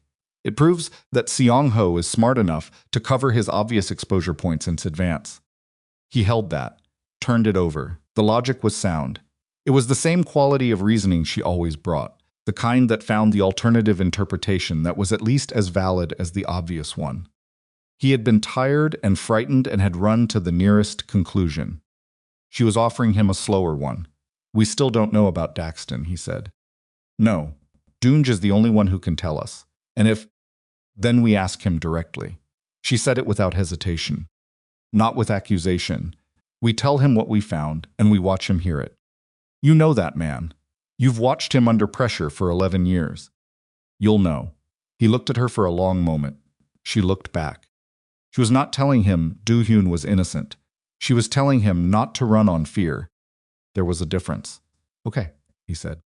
Do-hyun came back at 9:47. He came through the front door, set his keys on the table, and immediately said, the venue's internal camera shows someone entering the balcony at 4:15 yesterday afternoon. Single individual, hat down, angles not good enough for facial recognition from the venue's own system. But they were in there for 11 minutes. 4:15 yesterday, Min-jae said. Before we finalized the ceremony plan, Zora said from the bedroom doorway. She had made it to the doorway and was holding the frame with her right hand. Her left arm was tucked against her body. Before last night's conversation, Do-hyun looked between the two of them. He was not a man who missed the architecture of a room. You thought it was me, he said, not with offense. With the flat recognition of a man who would have run the same calculation. The list was 3 people, Min-jae said. Do-hyun nodded once. Reasonable. He didn't elaborate. He didn't perform injury. He just set that information down and moved past it, which was, Min-jae thought, the most damning possible evidence of his innocence. A guilty man would have objected more. The jammer, Zora said. Did you leave it? In place. Exactly as found. Good. She pushed off the doorframe and moved slowly, with visible effort to the table. Do-hyun moved automatically to put a chair behind her, and she sat without acknowledging the help, which was its own form of acknowledgement. Then we use it, she said. Both men looked at her. They think the jammer kills the transmission. They're planning for Min-jae to stand at the altar with a useless flash drive and dead screens. She put the laptop on the table and opened it. They're not planning for hardwire. The backup line in the van, Do-hyun said. Not the van. Too far, too many failure points. She was typing. The venue has a direct hardwire port in the technical booth at stage left. It runs to every screen in the building simultaneously. The jammer is wireless targeted. It won't touch a hardwire signal. She looked up. Do-hyun needs to be in that technical booth tomorrow. Not outside, inside at the board, with a direct cable connection from the player to the port. The booth will have Sung-ho's people monitoring it, Min-jae said. Then we deal with that. She said it the way she said everything now. Not like someone who didn't understand the cost, but like someone who had already paid it in advance. One person in the booth, direct line, the jammer becomes irrelevant. Do-hyun was already running the geometry in his head. Min-jae could see it, the way Do-hyun's eyes went slightly unfocused when he was mapping a space. The booth has a secondary entrance from the back corridor. Staff access. If I'm inside before the venue's own tech team takes their positions. 5:45, Zora said. The venue tech team logs in at 6. You need to be in the booth by 5:30. The ceremony starts at 10. You'll be in that booth for 4.5 hours. I've done worse. Do-hyun looked at Min-jae. It works. Min-jae looked at Zora. She was pale under the overhead light. The bruising on her face, gone through another change of color, overnight darker on the edges, something yellowish beginning near her temple. Her left arm hadn't moved from against her body in 10 minutes. She was running on intention and not much else. What about you, he said. Your role tomorrow. I walk in at the right moment. With broken ribs and a cane, with the original documents and the recorder. She said it without drama. I walk in, I put the records on the altar, and I say what needs to be said. That's my role. I am the evidence, she said. She didn't say it loudly. She didn't need to. Not the flash drive. Not the recordings. Me. A woman who was declared a fugitive, accused of theft and betrayal, nearly killed walking in alive with the originals. She looked at him steadily. That's what closes it. That's what makes it uncontestable. Anyone can challenge a document. You cannot challenge a living witness who survived being silenced. The room was quiet. Outside, somewhere distant, a siren moved through the city. He looked at her. Sounds seen. He thought about what it cost her to say that. Not the words, but the decision behind them, the one she'd made at some point in the last 48 hours when she'd understood that tomorrow was not something she could manage from a bed. All right, he said. They worked until 3 in the morning. Do-hyun ran equipment checks, mapped the booth entrance, coordinated with Martinez, the first mate, who had agreed, with quiet anger, to testify to the crew manifest changes if called upon. Zora finalized the document sequence, indexed the audio files for maximum comprehensibility, and wrote a single-page summary of the evidence chain that a 12-year-old could follow. Because courtrooms and boardrooms were full of people who preferred simplicity to accuracy, and sometimes you had to meet them where they lived. Min-jae called Yuna at 11. Hey, her voice was warm. End of day warm, slightly tired, real seeming in every register. You okay? You've been quiet, long day. Thinking about tomorrow. Good thoughts? Mostly. He kept his voice even. I wanted to hear your voice. A small pause. Something moved through it that he couldn't name. I'm here, she said. I know. He let the silence sit for a moment. Yuna, tomorrow, whatever happens, I want you to know I've been thinking about us. About what we are to each other. Another pause. Slightly longer. Me too, she said. I'll see you at the altar, he said. He hung up. He set the phone down and looked at his hands for a moment. Then he went back to the table and kept working. The morning came in cold and gray, which was not symbolic but was also not irrelevant. Min-jae had slept 90 minutes on the couch and woke without an alarm at 5, which was his body's particular response to high-stakes days. It never let him sleep through them. He was dressed and ready by 5:15. Do-hyun left for the venue at 5:20. Zora was dressed when Min-jae knocked on the bedroom door at 6. She was sitting on the edge of the bed in the navy dress she'd apparently had Do-hyun retrieve from her apartment because the assistant's clothes at the safe house were not going to work for what today required. The cane was leaning against the nightstand. She had done something with her hair, pulled it back and secured it. The bruising on her face was visible and she had not tried to cover it. He understood, looking at her, that this was intentional. How bad is the pain? He asked. Manageable, she said. He didn't push on it. Ramos left additional medications. I know. I've taken what I can take and still be functional. She reached for the cane. The rest I'll manage. He wanted to say something. He wasn't certain what. He stood in the doorway while she got to her feet, the movement clearly costly, her jaw tightening, a controlled exhale through her nose, and then straightened and looked at him. Ready, she said. He nodded. Ready. The venue was a converted ballroom in a midtown building that had once been a bank-high ceilings, marble floors, the architectural pretension of a place that had survived a century, by allowing itself to be rented for other people's significant events.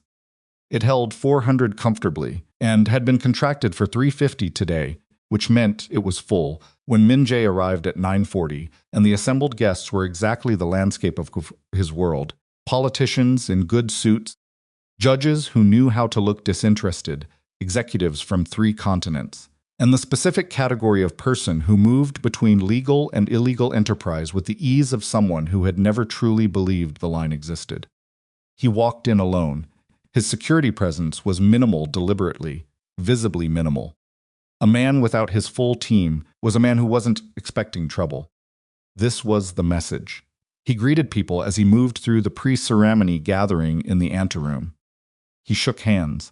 He accepted congratulations with the expression of a man on the best day of a difficult week.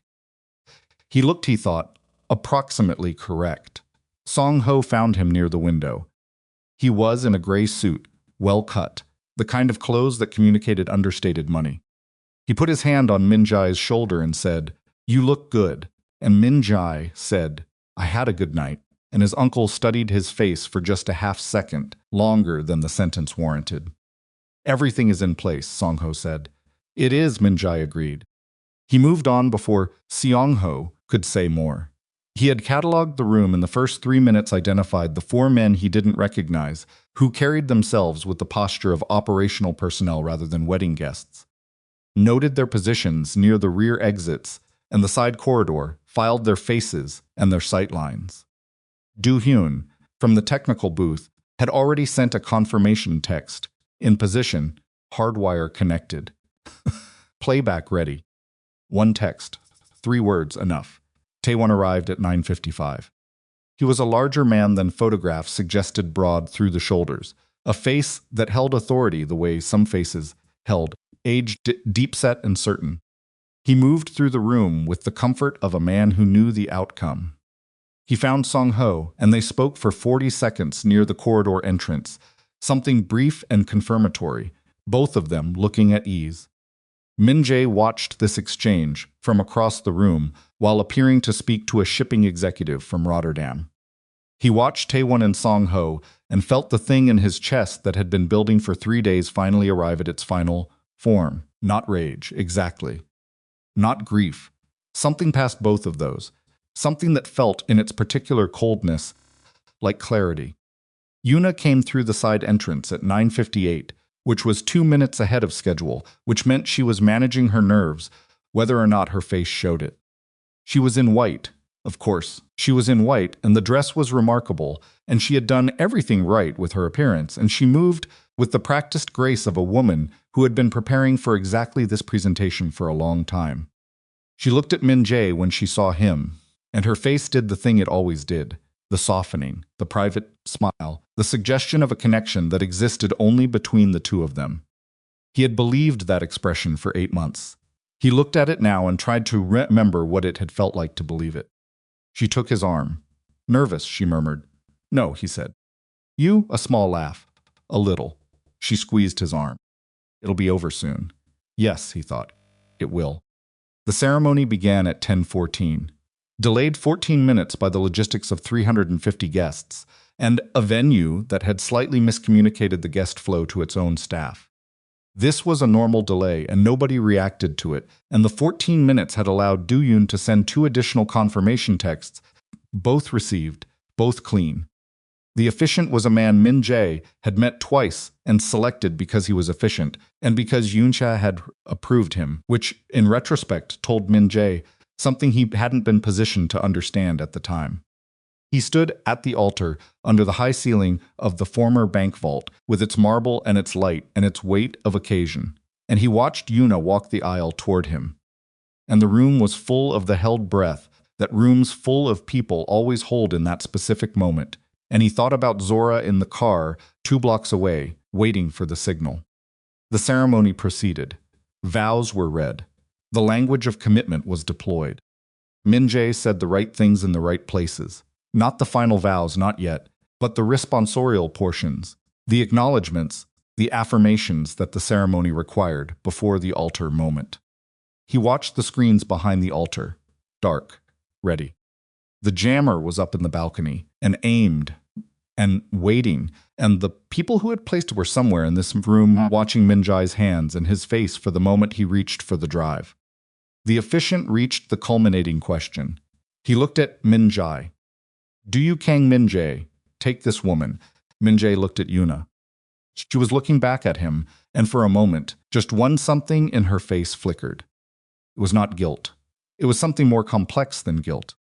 It was the expression of a person who is completing a task they committed to a long time ago, and who has, somewhere in the execution of it, acquired feelings about the person being harmed that they did not plan for and cannot now act on. She composed it immediately. The flicker was gone in under a second. He had seen it. He was quiet for 3 seconds. The room was very quiet. "No," he said. The word dropped into the silence like a stone into still water. He watched it move through the room. The confusion first, the uncertainty, then the understanding beginning to spread, row by row, as people registered what they'd heard. He reached inside his jacket. He heard two things simultaneously, a sharp intake of breath from the row behind him, and from somewhere near the rear corridor, one of the men he'd marked as operational personnel, beginning to move. He did not draw a weapon. He drew the flash drive. He held it up, so the room could see it. Then he looked at the screens behind the altar and gave the signal, it's a single nod, barely perceptible, toward the technical booth at stage left. The screens came on, not the wireless transmission. The hard wire, running direct from Do-hyun's position, through the port to every screen in the room simultaneously, bypassing the jammer entirely, and the quality was clean, and the playback was immediate. Bank records first, numbers on screens, columns of transfers, the authorization codes running in sequence. Not dramatic in isolation, but the label above them read Kangso Conspiracy, financial evidence, and every person in this room who understood money, which was most of them, would understand within 30 seconds what they were looking at. Song-ho stood up. "This is fabricated," he said. His voice was controlled, aimed at the room rather than at Min-jae, the voice of a man managing a narrative. "Min-jae, listen to me, whatever she told you, whatever that woman convinced you of." "Keep watching," Min-jae said. "Offshore accounts. Shell companies. 14 months of movement, each transfer labeled, each authorization code identified by name. The evidence Zora had mapped over 6 weeks, playing out in 3-minute sequence, organized for maximum clarity." Then Yuna's voice. Audio was the recording Do-hyun had pulled from the secondary files Yuna and a man identified on screen as Park Seo Group operative discussing the post-wedding reception, the vessel, the timeline. The sound like green. The language was not ambiguous. It was precise operational language. The language of people who were not performing for anyone because they believed they were not being heard. Yuna's face went the color of the marble floor. "Turn it off." Her voice was no longer composed. "Min-jae, turn it off right now." "Let it play." Taewon moved toward the side corridor. He made it 4 steps before 2 men Min-jae had placed. Not his known security staff, but men Do-hyun had quietly positioned that morning. Faces Seong-ho's contacts would not recognize stepped into his path. The room was in controlled chaos now. Not screaming. Not yet. This was not the kind of room that screamed, because these were not the kind of people who lost composure publicly before they'd assessed their options. But the conversation had fractured into dozens of urgent, low murmurs, and people were looking at each other, and then at the screens, and then at Min-jae, and the calculation was happening in real time across 350 faces. Song-ho walked to the altar. He walked directly to Min-jae, moving through the guests in the front rows, who separated to let him through, and he stopped 3 feet away and looked at his nephew and said, quietly enough that only the first 2 rows could hear, "Stop this now. Whatever you think you're doing, stop it. You don't know the full picture." "Tell me the full picture," Min-jae said. "Not here. Here." Song-ho's jaw tightened. Something moved behind his eyes, something that was not quite anger and not quite fear, and was possibly, Min-jae thought, something close to desperation. "You're making a mistake that can't be unmade. You made that mistake 14 months ago." Min-jae held his uncle's gaze. "Or maybe longer. Maybe 28 years. The sentence landed. He watched it land. He watched Song-ho's face do something that it had never done in Min-jae's presence in 31 years. He watched the control crack. Just at the edges. Just enough. "You managed the parents," Min-jae said. Quietly, just between them. Song-ho said nothing. "I heard it from Taewon's man. He said you managed the parents.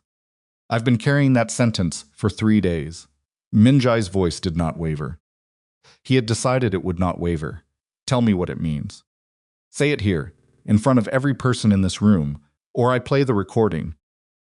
"Say it!" Song-ho was silent for 4 seconds. They were the longest 4 seconds Min-jae had experienced since the bathroom floor in the Bronx. "I protected you," Song-ho said. His voice was low and completely changed, the warmth gone, something raw underneath. "Everything I did was to protect what we built. Your father was going to take the organization in a direction that would have destroyed it. Both of them. They wouldn't listen." He stopped. restarted. Protected you. I raised you. Everything I built for you. You built it on them, Min-jae said. Seong-ho didn't answer. Behind the altar, the screens moved to the final piece of evidence, the ship's manifest, the crew replacement records, the timetable for the reception that would have been Min-jae's last night. The room watched. The room understood. That's enough, said a new voice from the rear of the hall. 3 people looked toward the doors. Then 30. Then the entire room. Investigator Daxton was 51, built like a woman who had spent 30 years not being taken seriously and had weaponized it. And she came through the doors of the former bank vault with 6 colleagues carrying federal warrants and the specific purposeful momentum of someone who had spent the morning reading an evidence package and had cleared everything else from her day. Federal investigation, she said into the silence. Nobody leaves. Taewon made a second attempt at the corridor. The men Do-hyun had placed closed in. He stopped. He looked at his daughter, Yuna, had not moved from where she'd been standing since the audio played, her bouquet still in her hands, the white dress luminous under the ballroom lights, and whatever passed between them in that look lasted less than a second. Then Yuna looked at Min-jae. She's dead, Yuna said. Her voice had recovered its composure from some internal reserve that Min-jae found, even now, professionally impressive. Whatever you think she's told you, it doesn't matter. Zora Bennett is dead. She cannot corroborate anything. And dead witnesses don't testify. The room was very quiet. Then the doors opened again. He had not signaled her. She had been listening through the tablet in the car, and she had heard Yuna's voice say those words, and she had made her own decision about what happened next. Because Zora Bennett was, as she had always been, a woman who did not wait to be told what to do when she already knew. She came through the doors in the navy dress, the cane in her right hand, the sealed evidence folder under her left arm, moving at the pace of a woman in significant pain who had decided the pain was not the relevant variable. The bruising on her face was visible from 30 feet. The original documents she carried, the notarized agreements, the printed bank statements, the physical records that could not be altered or challenged, were tucked against her body with the same grip she'd had on the flash drive on her bathroom floor. Across the room, every conversation stopped, every face turned. 350 people who had spent their careers being the ones that others noticed watched a woman walk the length of a Manhattan ballroom on a cane with a bruised face and broken ribs and the absolute unperformative composure of someone who had been invisible for 5 years and had decided, today, not to be. She reached the altar. She set the evidence folder on the surface, where the unsigned marriage certificate lay. She looked at Seong-ho. His face, up close, Min-jae saw it did something he had never seen it do. Collapsed inward, not dramatically, just a settling, a giving way, like a structure that had been load-bearing something for a very long time, and had finally been relieved of the weight. Zora looked at the room. She did not look at Min-jae. She looked at the room, at the 350 faces, and she said, at a volume that carried cleanly in the marble space, "My name is Zora Bennett. I was this organization's chief of staff operations for 5 years. 7 days ago, I was tortured for the evidence in this folder. I survived. The evidence did not change. She opened the folder on the altar. She placed the documents in sequence, the same sequence she'd organized in the safe house, the chain of evidence she'd built for comprehensibility, and she looked at Daxton. Investigator. These are the originals. Daxton moved toward the altar. The room held its collective breath, and then everything happened at once. One of the operational men near the rear corridor made a decision, the wrong one, the one that desperation makes, and moved fast toward the altar, not toward Zora, but toward the evidence folder, because the originals were the thing that mattered, and a man with enough motive could calculate that a folder in his hands changed the calculus. He moved fast, and he covered 15 feet before Min-jae moved, which was less than a second behind, and the collision happened in front of the altar in full view of every person in the room. Min-jae was not professionally a physical operator. He had people for that, but he had grown up in rooms that required him to defend himself before he was old enough to employ anyone, and the body remembers what the mind has spent years trying to organize away. And what his body remembered was efficient and decisive, and had the particular violence of a man who has been managing his anger for 3 days and has just been given a legitimate target. He got the man down. He held him there, while 2 of Do-hyun's positioned men arrived from opposite sides and took over. He stood up. He straightened. He was breathing hard. The room was completely still. He turned toward the altar. Zora was still standing exactly where she'd been. She had not moved during the collision. She'd held her ground and held the folder, and held her position with her cane planted on the marble floor. And she was looking at him with the expression she used when an unpredicted variable had been managed, and they could proceed. He looked at the documents on the altar.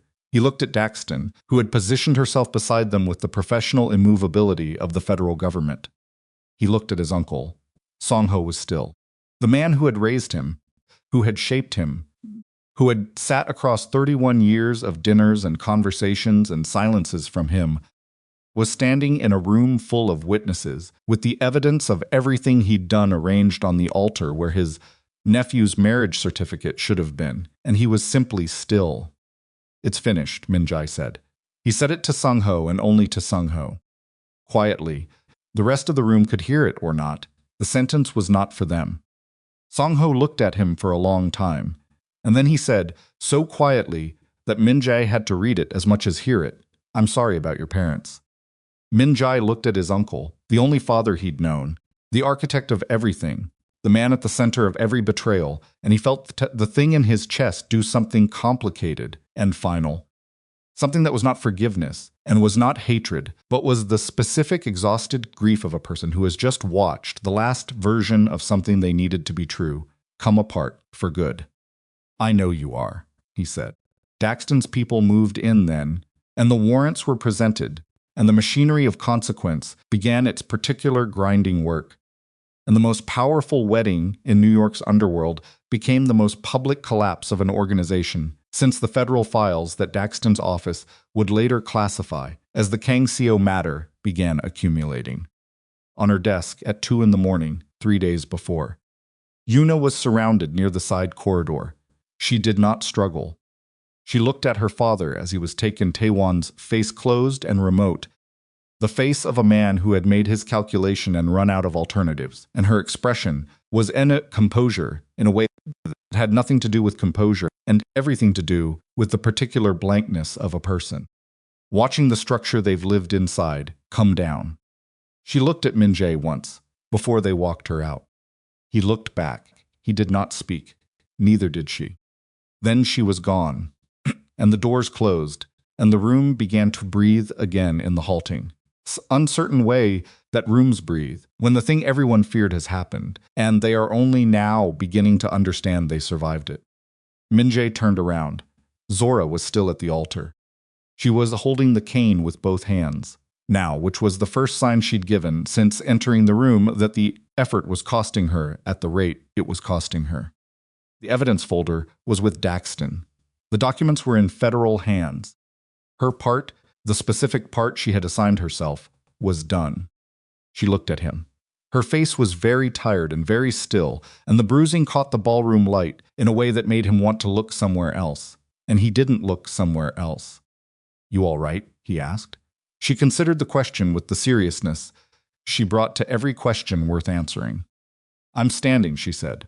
"You are," he said. For a moment, just a moment in the wreckage of the most expensive and most consequential wedding in the recent history of New York's underworld, the two of them stood at the altar together in the silence that follows the end of something enormous, and neither of them had to say anything at all, because the words that existed for this moment had not yet been invented, and what was between them in the quiet was sufficient. Do-hyun appeared at Min-jae's side. "We need to clear the room," he said. "Daxton wants statements, and there are about 12 media people outside, who somehow got here very quickly." Min-jae looked at Zora. "Can you walk another 10 minutes? "I can walk another hour if I have to," she said. "Then after a beat, but I'd prefer not to." 10 minutes, he said. "Then you sit down and you don't move until Ramos gets here." She started to say something. He could see the argument forming, and then she stopped. She looked at him. She said, "Deal," which was the second time she had said that word to him in this context, and he was beginning to understand. It was the word she used when she meant something beyond its simple content. He offered her his arm.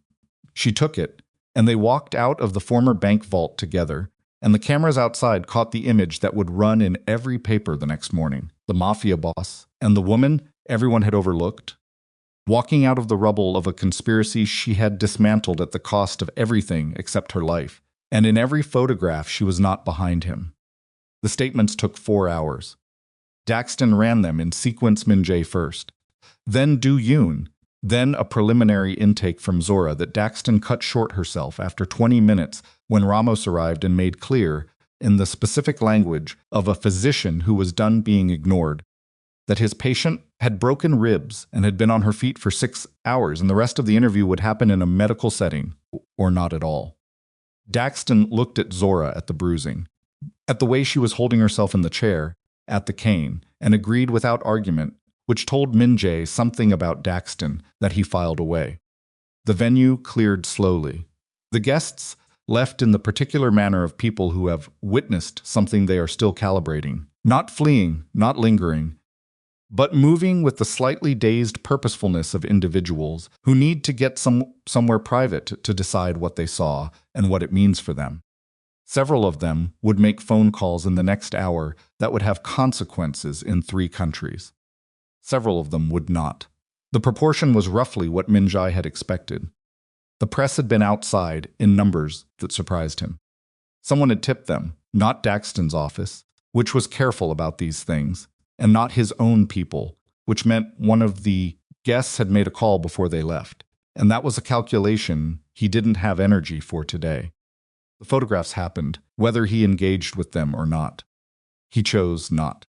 He gave his statement in a private room that the venue's management had opened without being asked twice, which was the appropriate response to a situation of this scale, and he said what needed to be said without elaboration or theater. Yes, he had obtained the evidence. Yes, he had verified its authenticity. Yes, he understood that this represented a federal matter. And yes, he was prepared to cooperate fully. He answered Daxton's questions with the kind of direct precision that made her investigators write quickly. And when they were done, she looked at him across the table and said, "You could have brought this to us earlier." "I couldn't verify the integrity of the channel," he said. She looked at him for a moment. "That's a fair answer," she said. She gathered her files. "Mr. Kang, the woman Bennett. She built this case essentially alone. Yes, while employed by you. At a salary I'm told did not adequately reflect the scope of her responsibilities." He held Daxton's gaze. "That's being corrected. See that it is," she said. She stood. "We'll be in touch." The arrests processed through the afternoon and into the evening. Taewon went first. His attorneys arrived within 20 minutes of the warrants being served, which was the response time of a man who had always maintained a specific kind of preparedness. But preparedness and the actual evidence package Daxton had received were 2 different orders of problem. The financial records alone were sufficient for a federal hold. The audio recordings expanded it considerably. The testimony of Martinez, the first mate, regarding the crew manifest secured that morning, submitted Fi Do-hyun as a supplemental attachment to the morning package, addressed the attempted murder component in language that no attorney was going to navigate easily. Song-ho did not call attorneys immediately. This surprised Min-jae when Do-hyun told him, and then it didn't. He understood, in the way you understand things about people you've known your whole life, that Seong-ho had spent the drive to the federal building sitting with what had happened in that room. The moment Min-jae had said, "You managed the parents," and Song-ho had said, "I'm sorry about your parents," and that some part of his uncle understood the calling of attorneys as a gesture that no longer fit what the day had become. He was wrong, eventually. The attorneys arrived. They always did. But the delay was its own kind of statement, and Min-jae took it as such. Yuna cooperated. This was the piece that Min-jae learned from Daxton 3 days later in a follow-up meeting that lasted 90 minutes and covered the organizational threads that still needed pulling. Yuna had sat down with federal investigators the evening of the wedding day and had begun carefully and with counsel present to provide information about the CO group's operational structure that her father's own associates were not yet aware she possessed. She was precise. She was comprehensive. Daxton told him with a neutrality that barely concealed professional admiration, extraordinarily well informed. Min-jae thought about the flicker he'd seen on Yuna's face at the altar. The 1-second window before she'd composed it. He thought about 8 months of a relationship that had been constructed around a purpose and had, somewhere in the construction, apparently developed complications her father hadn't planned for. He didn't ask for details. He didn't need them. What he thought, sitting across from Daxton in a conference room, 3 days after the wedding was that Yuna Seo was a person he would spend a long time not fully understanding, and that this was probably the appropriate outcome. Ramos kept Zora at the safe house for 4 more days. This was not negotiable, which Ramos communicated by being physically immovable on the subject and by enlisting Do-yoon as an enforcement mechanism, which turned out to be the correct tactical decision because Zora argued with Ramos and accepted Do-hyun's quiet, you're staying as a finished conversation. Min-jae came every day.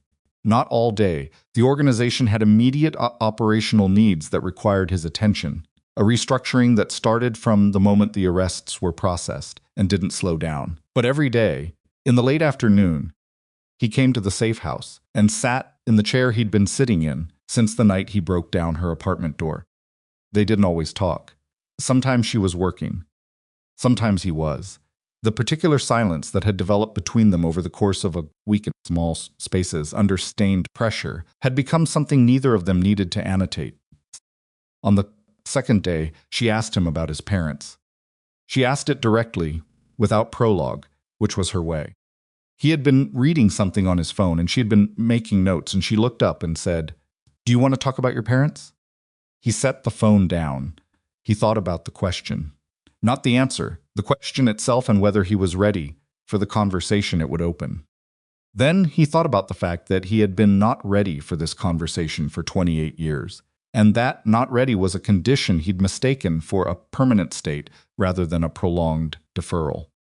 The car accident, he said. The police report said a brake failure. Single vehicle. My father was driving. My mother was in the passenger seat. They were on their way home from a dinner meeting. He looked at his hands. I've read the report 100 times. There was nothing in it that indicated anything but an accident. Song-ho would have had access to the vehicle, Zora said. She said it carefully, the way she handled all the weight she moved through her work. Not carelessly, not with more force than necessary. He would have. Min-jae was quiet for a moment. My father was going to take the organization in a direction Seong-ho disagreed with. That's what he said. In the room at the altar, he said they wouldn't listen. And he decided that was sufficient. He decided that was sufficient. The sentence sat there. He was 32 years old. He was my father's second, and my father was making decisions he couldn't control, and he decided. He stopped. Started again. He decided the solution was to remove the problem and then raise the problem's son as his own. Zora didn't say anything for a moment. She was looking at him with the direct attention she brought to things that mattered, not performing empathy, not managing him, just looking. And then spent 31 years building you into the version of your father that would do what he wanted, she said. He looked at her.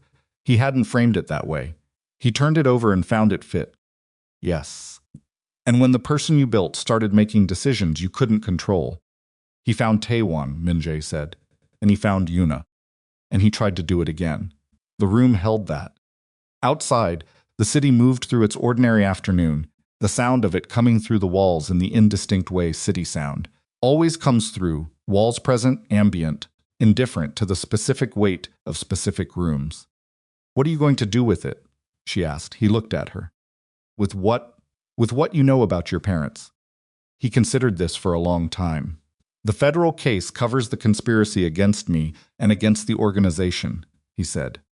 The evidence about my parents is 31 years old, and Song-ho said what he said in a room full of witnesses, and I'm going to make sure Daxton has a transcript of it, and what the law decides to do with it is what the law decides.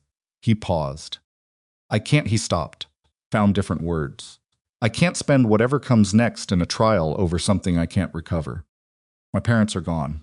That was true yesterday. It'll be true when the case closes. But you'll carry it, she said. Yes, he said. I'll carry it. She nodded. That was all. She didn't tell him how to carry it, didn't offer a framework for grief that she'd read somewhere. She just acknowledged the weight as real and let him hold it without trying to take it from him, which was exactly the right thing, and which he understood. Sitting in that chair on the second afternoon of her recovery was one of the specific ways she had always managed to be present in his life, without ever being noticed. On the fourth day, he told her about the chair. He'd been thinking about how to say it for 3 days, which was not his usual relationship to decisions. He was not a man who rehearsed conversations, but this one had specific stakes that made him careful in a way that felt unfamiliar and not entirely unpleasant. He waited until Ramos had come and gone with his daily assessment and Do-hyun had stepped out to take a call. And then he said, without preamble, because she had never responded well to preamble, "When you come back to the organization, I want you at the executive table." She looked up from the notepad. Her expression was the one she used when she was deciding whether a piece of information was what it appeared to be. The executive table, she said. Chief strategic partner.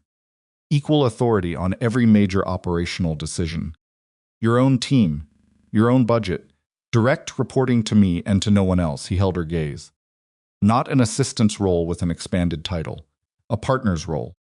She was quiet for a moment. He watched her process it. Not with suspicion, but with the careful precision she brought to any significant offer, the instinct to examine the structure before accepting it.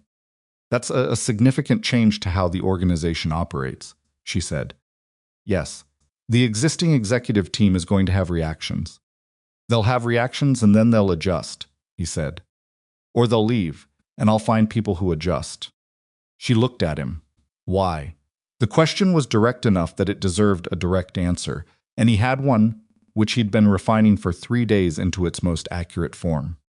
Because I've been running an organization that depended on your work and your judgment for 5 years and paying you for a fraction of what you provided. Because the people who nearly killed you did it. Because they understood better than I did that you were the most dangerous person in the building. And because if I go back to the organizational structure I had before this week, I'm choosing to replicate the exact conditions that made this possible. Zora looked at him for a long time. He let her look. You're doing it because it's the right operational decision, she said. Yes, not because you feel guilty. I feel guilty, he said. That's also true. But guilt isn't the reason. The reason is that it's correct. She seemed to find this answer more satisfactory than the alternative would have been. She looked back at her notepad. She wrote something. Then she looked up. I have conditions, she said. Tell me, my mother's care is handled separately.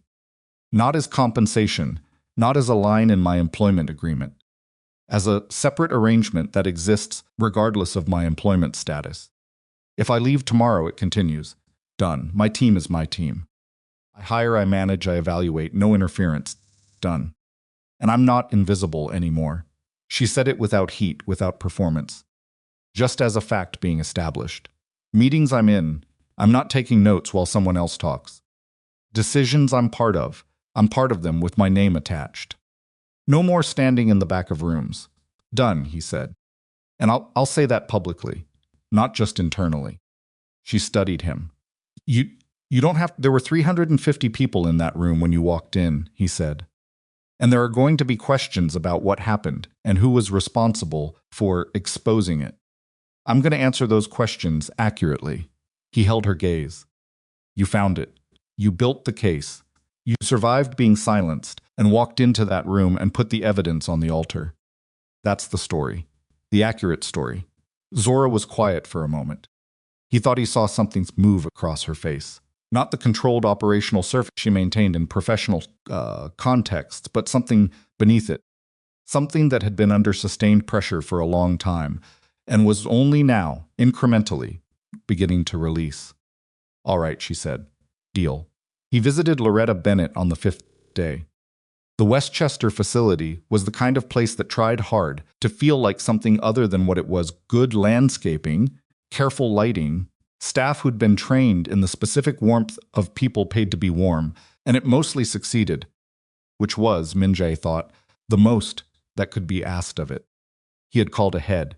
Not to Zora, she didn't know he was going, but to the facility's administrator, who confirmed visiting hours and the room number and the particular requirements of a visit to a patient in the advanced stage of the condition that had brought Zora Bennett here. Loretta was 61. She looked older. She was sitting in a chair by the window when Min-jae came in, wearing a cardigan the color of dusty rose, looking at something outside that was or wasn't there depending on the hour and the particular weight of the day. She had Zora's hands, the same shape, the same capable stillness when they weren't moving. A care worker started to rise when Min-jae entered.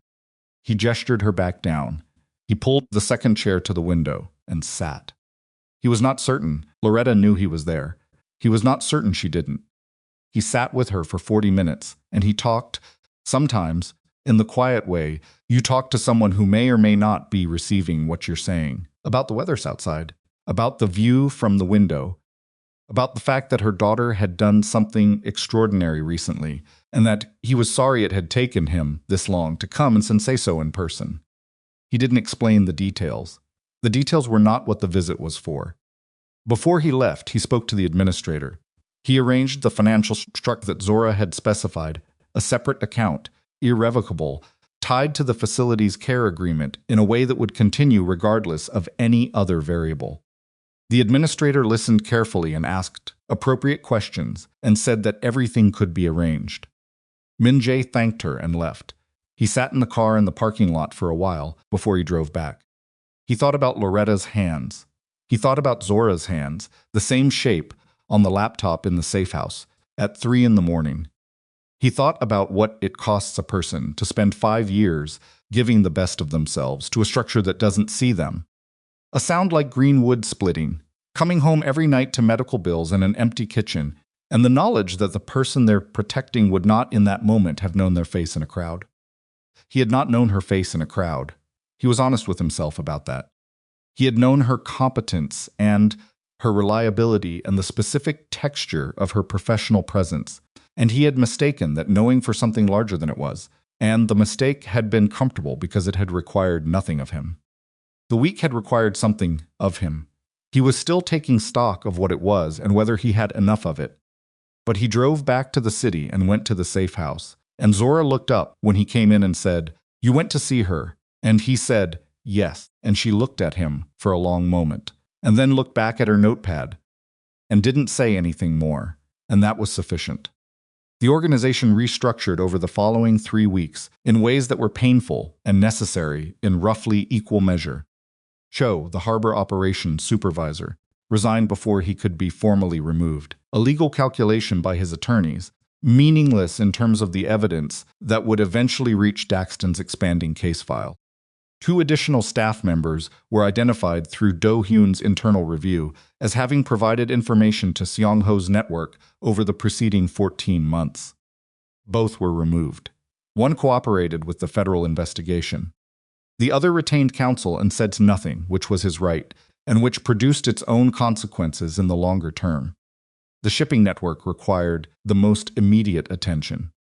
Martinez, who had gone from concerned first mate to cooperative federal witness in the space of 4 days, was promoted to operations director for the harbor division. It was not the standard progression for the role, but Martinez knew every vessel, every route, every operational irregularity in the network, from 12 years of first-hand observation. And what the Kang organization needed in its harbor division right now was not a credential and not a title, but someone who had looked the compromised manifest and chosen, when it mattered, to tell the truth. Min-jae made this decision alone, then told Do-hyun, who said, "Good," and moved on to the next item on the list. This was the working rhythm they'd always had, now slightly recalibrated.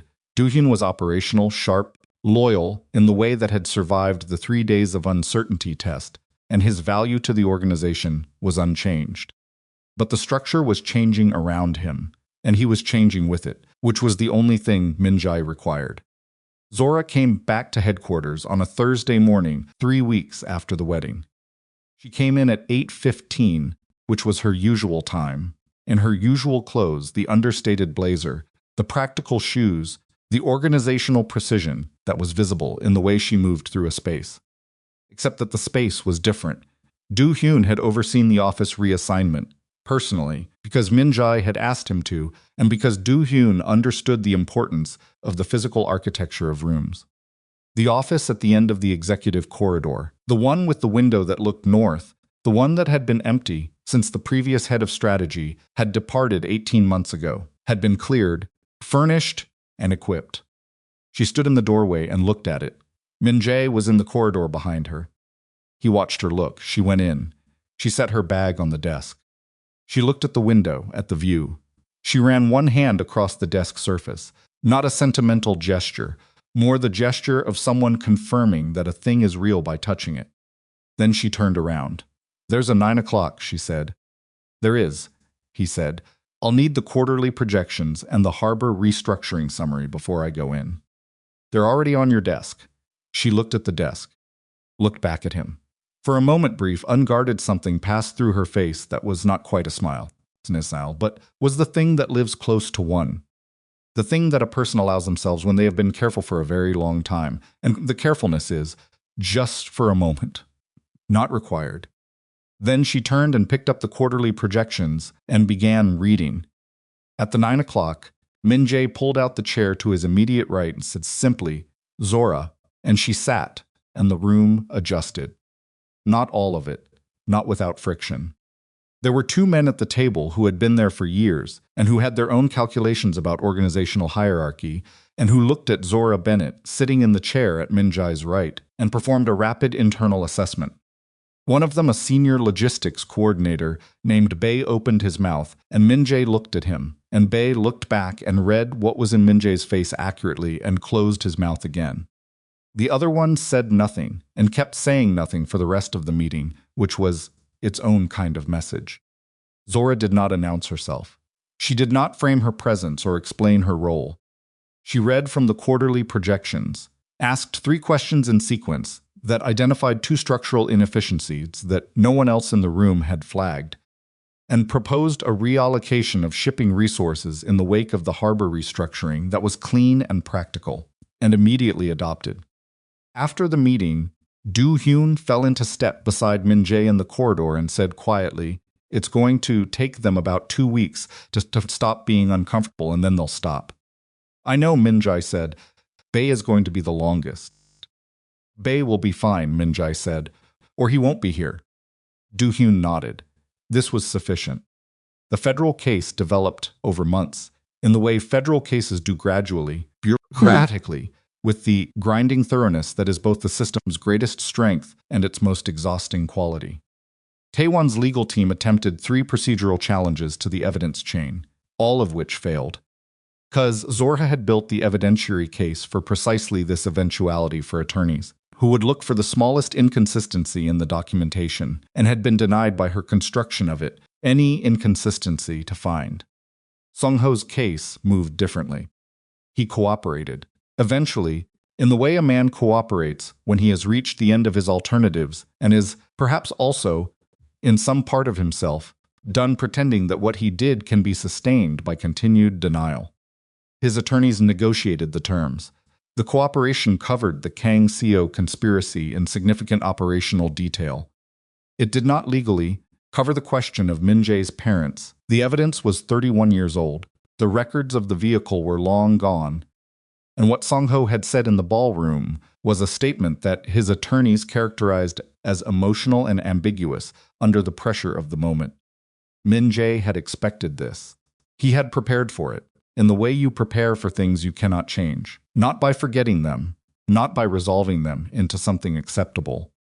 A sound like green wood splitting, but by deciding that the unresolved weight of it was something he would carry to the right and not to the left, on the side of his life that bore the past rather than the one that moved forward. He saw Si Sung-ho once more at the federal building in a brief corridor encounter that was not arranged and that neither of them could have avoided without an obvious choreography of avoidance that would have been its own kind of statement. Seong-ho was older looking than he had been 3 weeks before. Not dramatically, but in the way that people change when the structure that held their face in its particular arrangement is removed. He looked at Min-jae. Min-jae looked back. Neither of them spoke. A sound like green wood splitting. They passed each other in the corridor, and the encounter lasted perhaps 5 seconds and contained everything that remained between them and would always remain between them. And Min-jae walked out of the federal building into a bright November morning and got into the car and drove back to headquarters. He did not look back. The evening in late November was the kind New York produces, occasionally cold and clear. Still the city's edges gone sharp against a sky that was doing something almost beautiful. Min-jae stood on the terrace of the headquarters building, watching the lights move across the Hudson, and was aware of the particular quality of the quiet. Not peaceful exactly, not the absence of things, but the specific quiet of the aftermath of something large, when the noise has stopped and you are still here. He heard the terrace door open. He didn't turn. Zora came to stand beside him. She had 2 cups of coffee, one of which she held out. Took it. It was the good coffee from the machine in the executive corridor that someone had finally fixed properly after 6 months of Min-jae drinking bad coffee without mentioning it.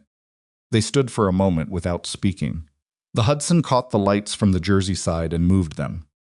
"My mother had a good day yesterday," Zora said. He looked at her. "What's a good day?" She recognized a photograph. "Of me, from when I was about 12. She looked at the water. She said my name. It took her a few tries, but she got there a pause. "The staff called me. I wasn't expecting them to call." "Are you glad they did?" "Yes." Simply, without elaboration. He looked back at the water. He thought about the Loretta he'd sat with by the window in the dusty rose cardigan, and the Zora at 12 who was somewhere in the photograph that had been recognized, and the Zora standing beside him now, and the particular way time works on people, what it takes and what it leaves, and what sometimes, unexpectedly, it gives back. "There's something I want to say," he said. Zora turned slightly toward him. Not a full turn. She left her gaze mostly on the water, which he understood as giving him room to say the thing, without the direct weight of her attention making it harder. 5 years ago, I hired an assistant, he said. And for most of those 5 years, I managed to be exactly the kind of person who would need to be standing on this terrace, 1 week after nearly being killed, before I understood what was standing next to me. He stopped. Looked at his coffee. He found different words. "I'm not saying this to apologize again.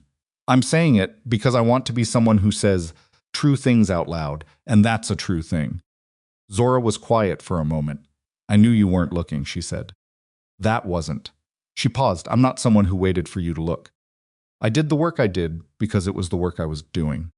Because I'm good at it, and because at the time it mattered, and because..." Another pause. "You're not a bad person, Min-jae.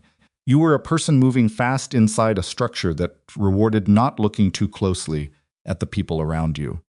That's not an excuse, but it's an explanation." He looked at her. "You've been thinking about how to say that." "I've been thinking about a lot of things," she said. 3 weeks in a safe house, and then 3 weeks back at work. I've had time." He almost smiled. He let himself almost smile. And she looked at him directly now. She had, over the course of this conversation, let the operational calm settle into something quieter, something that was more simply herself, and he had been watching for it, the way you watch for a thing you've only recently learned to recognize. "And I'd like to keep doing what I'm doing," she said. "The work is good. The chair is right. The view from this building is better than from my office in the Bronx." She looked back at the Hudson. "I spent 5 years being the person nobody saw. I don't want that anymore. But I also don't need to," she found the word. "I don't need to be seen by everyone. I need to be doing work that matters, and I need the people I'm doing it with to know I'm there." She paused. "That's enough. That's enough," he agreed. "And I'd like it if you kept bringing coffee," she said. He looked at the cup in his hand. "The good kind." "Yes," she said. "The good kind." They stood on the terrace in the November cold, looking at the river, and the city moved around them in its ordinary way, vast and indifferent, and full of people who did not know what had happened in the last month in this building, and on a bathroom floor in the Bronx, and in a converted bank vault in Midtown. The story would come out. It was already coming out. In pieces, in the press, and in the federal filings, and in the particular way that significant things leak through the structures built to contain them. But it was coming out in the world's time, not theirs. And in the moment on the terrace, it was still primarily theirs. Min-jae had spent his adult life being known, being the name in rooms, the presence that organized other people's calculations, the entity that the Kang organization pointed toward when it needed an axis. He had confused being known with being understood, which was a common mistake and not an excusable one. He looked at Zora, at her profile against the lit city, at the cane leaning against the terrace railing because she still needed it and was no longer pretending otherwise, coffee cup in her hands that she held the way she held everything she carried, with a grip that was neither careless nor desperate, but simply sufficient, and he thought about what it had taken to arrive at this particular moment. The weight of it, the specific price of each component, what had been lost and what had been found, and whether found was even the right word for a thing that had been there all along. Day, he said. She looked at him. Not tonight. He found the right framing. Build this with me. What comes next? The organization that's left after all of it. Stay and help me build it into something worth the cost of what it took to get here. Zora looked at him for a long moment. He held the look without qualification or elaboration, because he had said what he meant, and adding to it would be the wrong kind of more. She turned back to the water. I'm not going anywhere, she said. I never was. He heard what she meant rather than what she said, the way she had always heard him, and what she meant was, I was always here. You're the one who had to find his way to where I was standing. He looked at the river. The city moved below them, careless and continuous, and the lights on the water were the lights of everything, still running, still operational, still going. And the woman who had saved the man who had not deserved saving stood beside him, not behind him, her shoulder almost touching his in the cold. And the Hudson kept doing what rivers do, which is move forward, without requiring the banks to understand it. And the story that had begun with a broken door and a flash drive and a whispered warning on a bathroom floor in the Bronx arrived. Finally, here in the quiet, after the end of something, in the particular specific ordinary piece of two people standing together watching the water, neither of them perfect, neither of them done, both of them present. The woman nobody noticed, standing exactly where she had always been, seen.